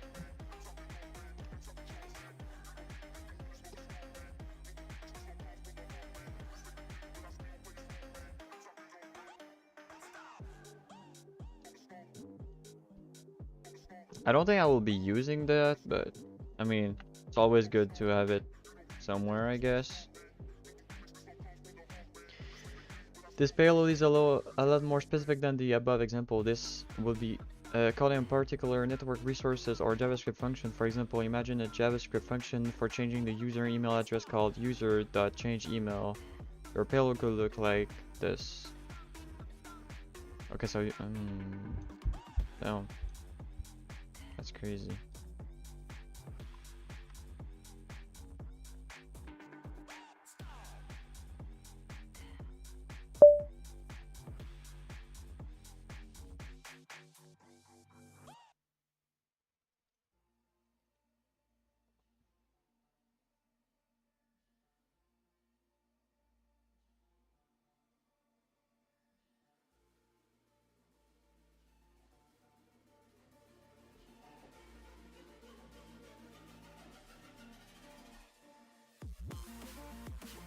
Let me just go check something.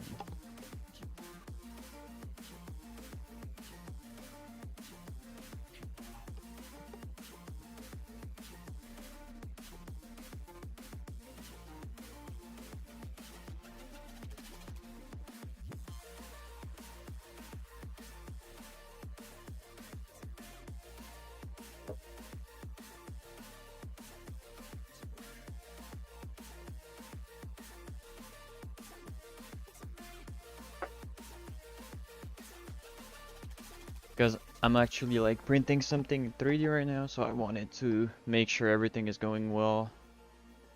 Nothing is breaking.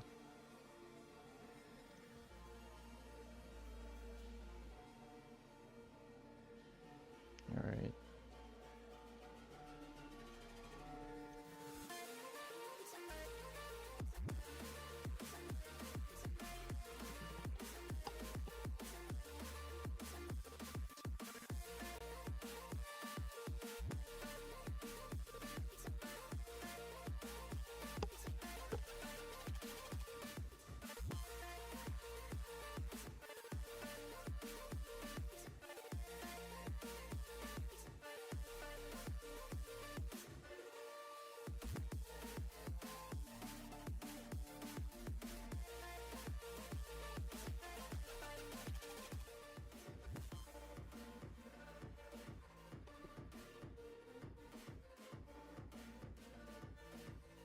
Alright.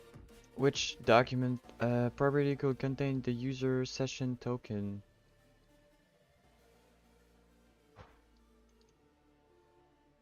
So,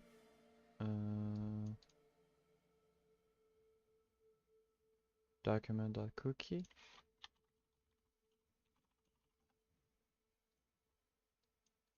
Okay.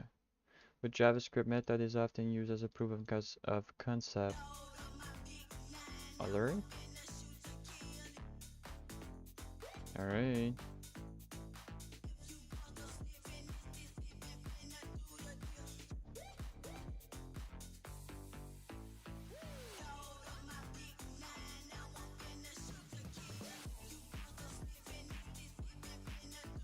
Reflected XSS happens when user supplied data in HTTP request is included in the web page source without any validation. Example scenario, a website where if you enter incorrect input, an error message is displayed. The content of the error message gets taken from the error parameters in the query string and is built directly into the page source.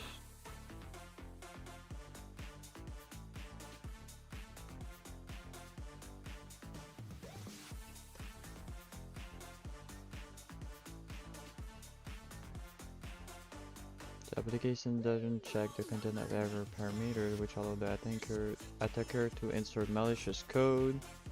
The vulnerabilities can be used as per the scenario in the image below. So attacker sends a link to victim that contains a malicious payload. Website only victim clicks the link and is taken to vulnerable website. Links containing attacker script is executed on the website. The data the attacker script gathering, it's sent to them. They could steal the victim cookie, which will allow attacker to take over the victim's account.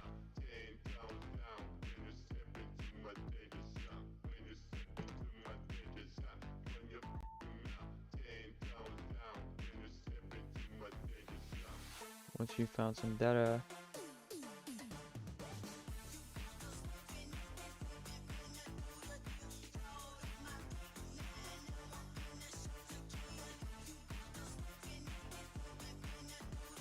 Werner, URL is a good place.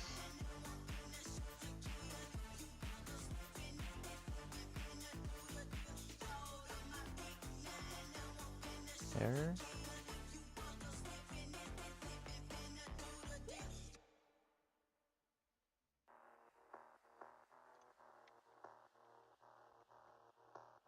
Parameters. Alright. So reflected would be when users supply data in HTTP requests, including the source without any validation. And the stored one I think is like the permanent one, which I was talking about. To redirect user to another website, still the user session cookie or perform other website action while acting as the visiting users. How to test for stored XSS. You'll need to test every possible point of entry where it seems data is stored and then show back in area that the other user have access to. A small example of these could be comment on the blog, user profile information, website listing. Sometimes developer thinks limiting input value on the client side is good enough for protection, so changing value to something the web application will not be expecting is a good source of discovering stored XSS.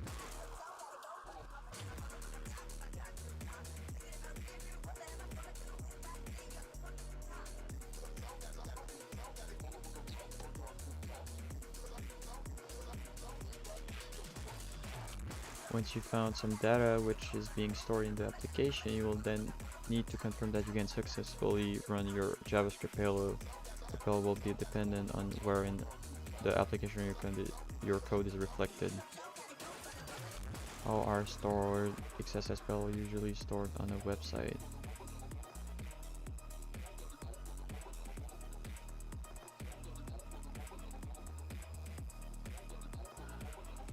Comments?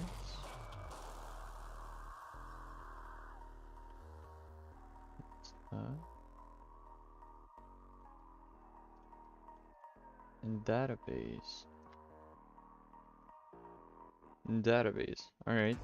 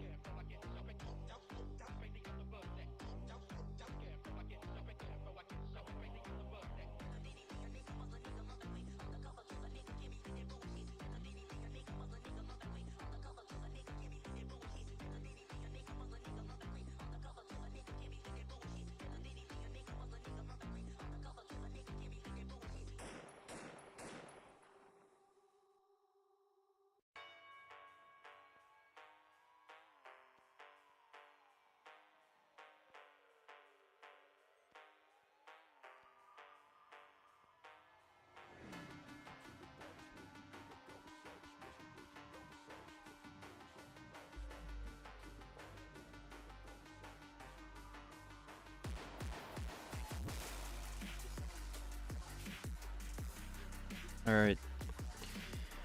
Let's continue with the DOM-based XSS. So DOM stands for Document Object Model. Is a programming interface for HTML and XML document. It represents the page so that programs can change the document structure, style, and content. A web page is a document, and this document can be either displayed in the browser window or as the HTML source. A diagram of the HTML DOM is displayed below. If you want to learn more about the DOM and gain a deeper understanding, okay, so this is a link to some resources. Example scenario: the website JavaScript get the content from windows.location.hash parameters and then write that into the page in the currently being viewed section. The content of the hash are not checked for malicious code, allowing an attacker to inject JavaScript of their choosing onto the web page. Crafted link could be sent to potential victims, redirecting them to another website or steal content from the page of the user session. How to test for dump-based XSS. So it says it can be challenging to test and require a certain amount of knowledge of JavaScript to read the source code. My bad.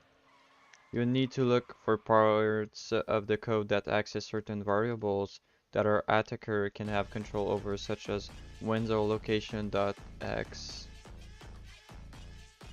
Parameters. When you found those bits of code, you then need to see how they are handled and whether the value are even written to the web page or passed unsafe JavaScript method. What's unsafe JavaScript method is good to look for in the source code.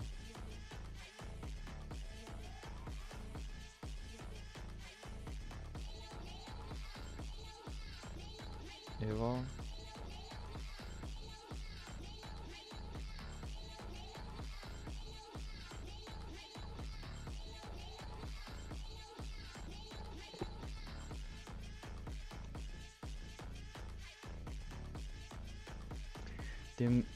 Dynamically executing code generated at runtimes can introduce security vulnerabilities, especially if the string being evaluated comes from an untrusted source. It can allow for code injection attack. It can also lead to performance issue.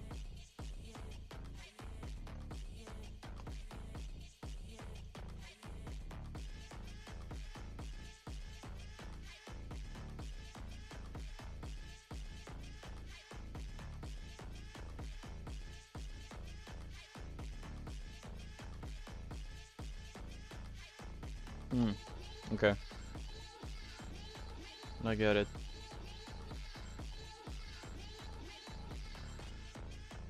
Blind XSS is similar to a stored XSS, which is we covered in task 4. So there was the reflected, the stored, and the blind.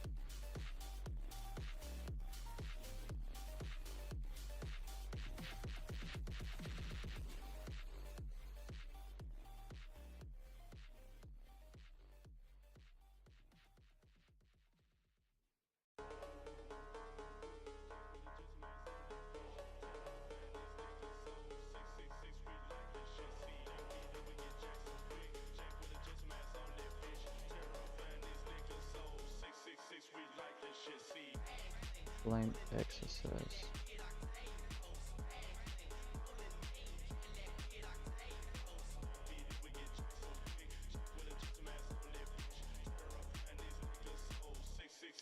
Okay, so in that your payload gets stored on the website for another user to view, but in this instance you can't see the payload working or be able to test it against yourself. First, a website has a contact form where you can message a member. So this is an example. So it says a website has a contact form where you can message a member of staff. The content doesn't get checked for any malicious code, which allow the attackers to enter anything they wish. These messages then get turned into support ticket, which staff view on a private web portals.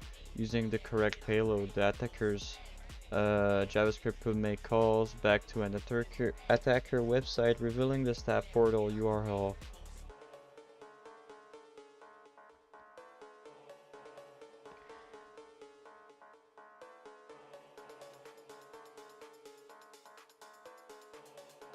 And even the content of the portal page that is being viewed. Now the attacker could potentially hijack the staff member session and have access to the private portal. How to test for blind XSS. When testing for blind XSS vulnerabilities, you need to ensure your payload has callback, usually an HTTP request. This way you know if when your code is being executed. As a popular tool for blind XSS is XSS Hunter Express. As such, it's possible to make your own tool in JavaScript. This will automatically capture cookie, URL, page content, and more. Nice. I want that.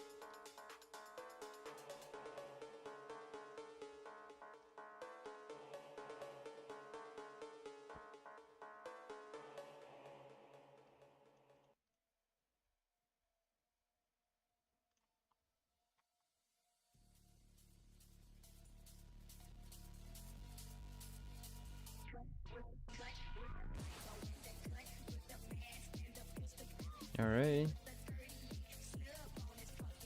What tool can you use for blind XSS? Oh, XSS Hunter Express. What type of XSS is very similar to blind XSS? Stored? No, not stored. Yeah, stored. Stored XSS? Yeah.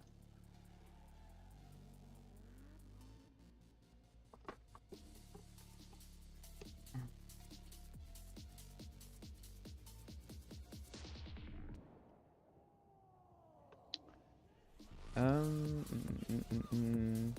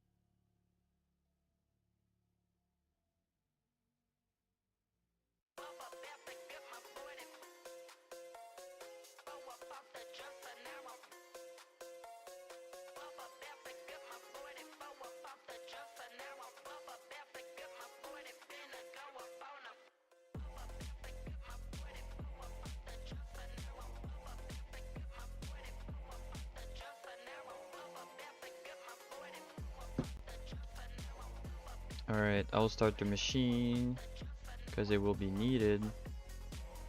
Use that type of, I don't need the attack box. The payload is the JavaScript code. We want to execute either on another user browser or as proof of concept. So we saw that earlier with the alert box and stuff like that. Your payload could have many intentions, from just bringing up a JavaScript alert box to prove we can execute JavaScript on the target website, to extracting information from the web page of or user session. How your JavaScript payload gets reflected in the target website code will determine the payload you need to use. To explain this, click on the green Start Machine button on the right, and then when the machine has loaded, open the link.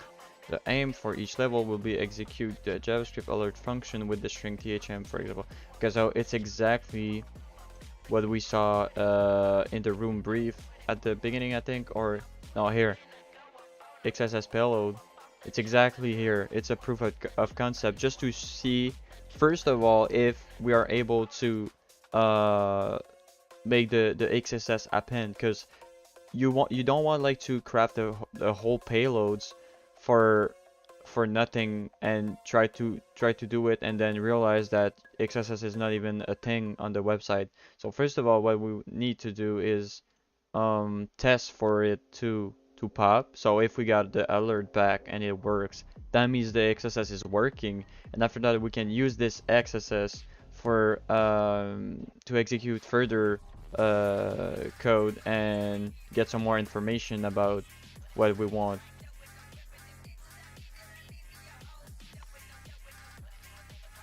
So you can see here we got the XSS working because we can get the text back, so that's cool. So this was the level 1. If you view the page source, you will see your name reflected in the core in the code. Okay. Instead of entering your name, okay, I already did that. Level 2, like the previous level, you're being asking again to enter your name. This time, when clicking enter, your name was being reflected in an input tag instead.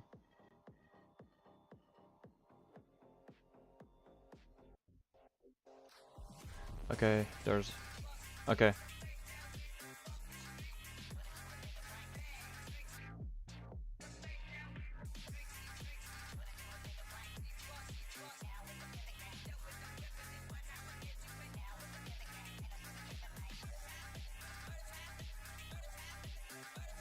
Okay. It will not work if you were to try the previous JavaScript payload because you can't run it from inside the input tag. Instead, we need to escape the input tag first so the payload can run properly. You can do this with the following payloads. So it's an escape with this, I guess.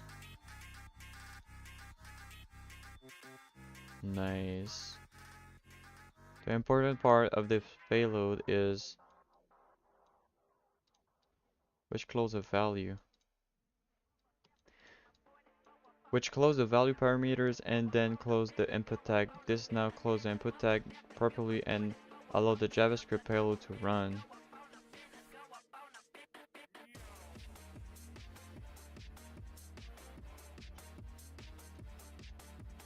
Interesting.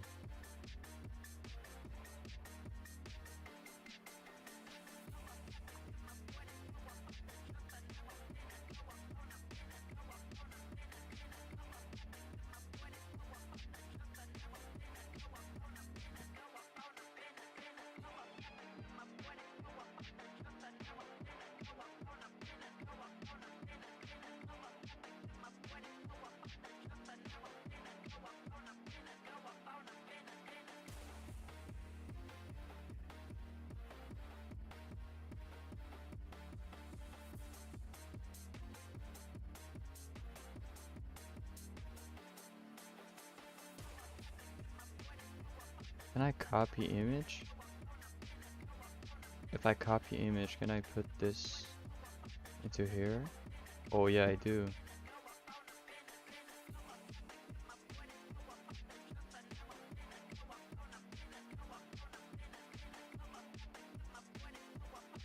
Alright.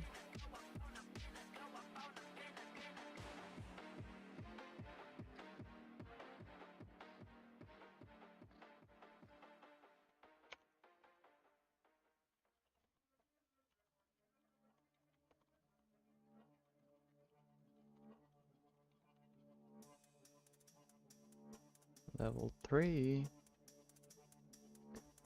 Ubuntu rules. What do you mean?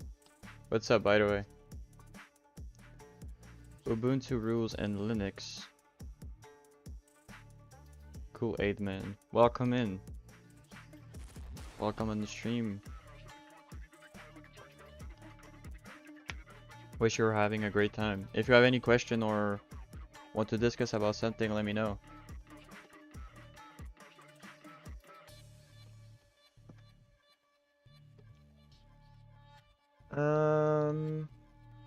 So let's go to level 3.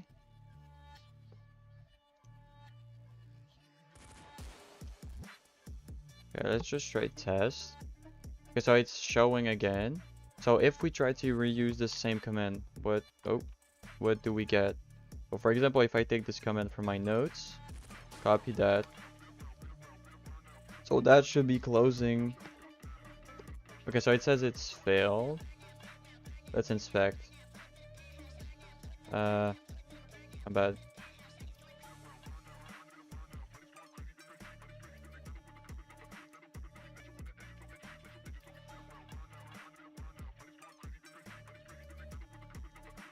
Where did they see that? Oh, here. Okay, so if I inspect, should I be able to see it?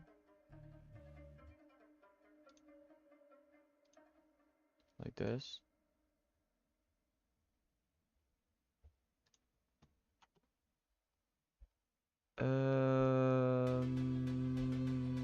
This section.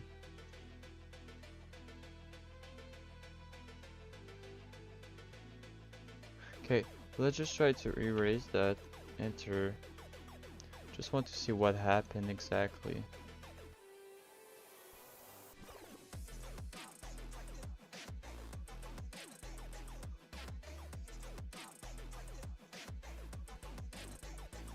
Okay, so it's a text area. Oh yeah, exactly here. The important part of the above field is text area. So we are basically interacting with some stuff on the web side, and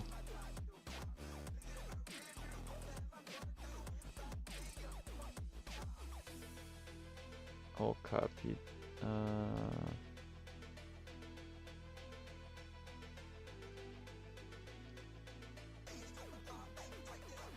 We'll have to escape the text area tag a little differently from the info. Okay.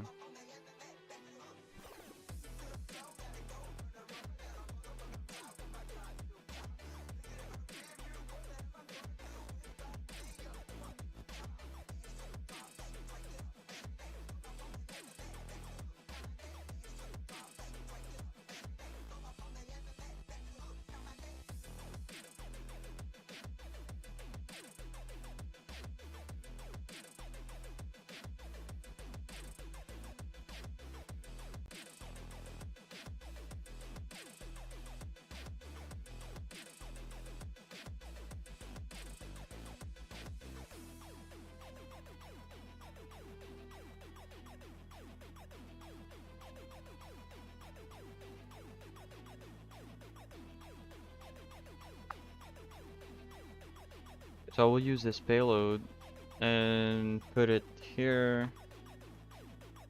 XSS is working, but I just want to understand why it was working. So if I click enter again, I go in this section. Let's see this. So text area. So it wants to like show my name with the text area. It just escaped from the text area tag. Yeah, because right now if I do like test,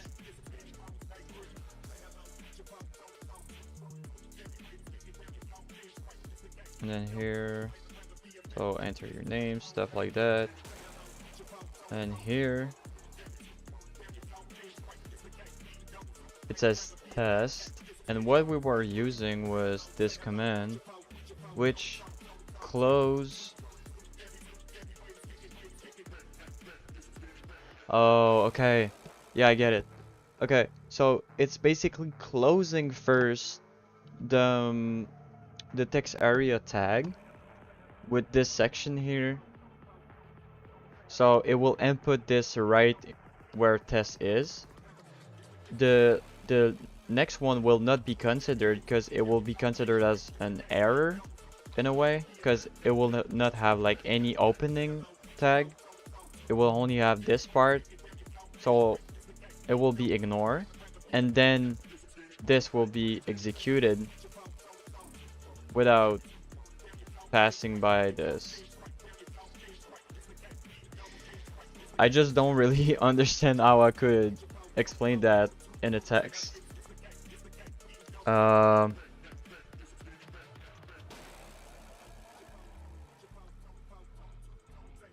Always check. Always inspect website tag and see if you could close tag and bypass. Yeah, I kinda did, but and see if you could close tag and bypass, I guess, kind of the filter. I don't know if I can call that a filter.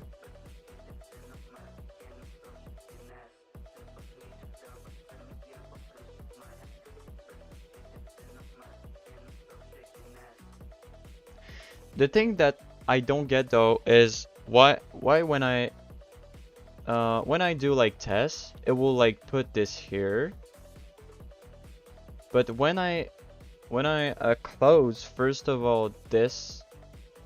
Oh, okay, yeah, okay, I get it.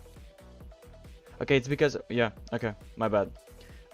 So it's really just ignoring all the stuff here, all the text area stuff, and it will straight up just like execute like if it was script and blah blah blah after that. So we'll straight up just ignore this part. Okay, so always inspect website tag and see if you could close tag and bypass filter, and this way your XSS will be executed and not only being put as visible text on the website. I don't know if that makes sense.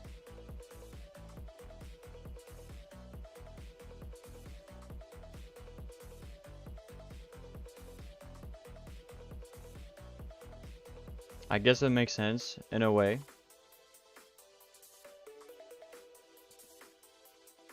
It just allowed. Yeah, maybe I should remove that. Always inspect website tag and see if you could close tag, and this way your XSS will be executed and not only being put as visible text on the website.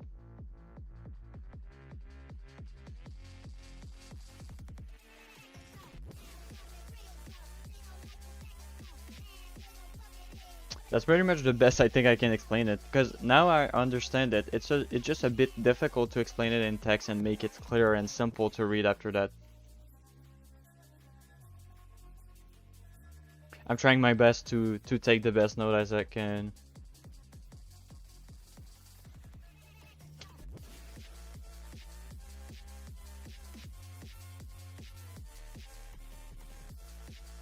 Oh, it's been 2 hours and 30 minutes already. Nice.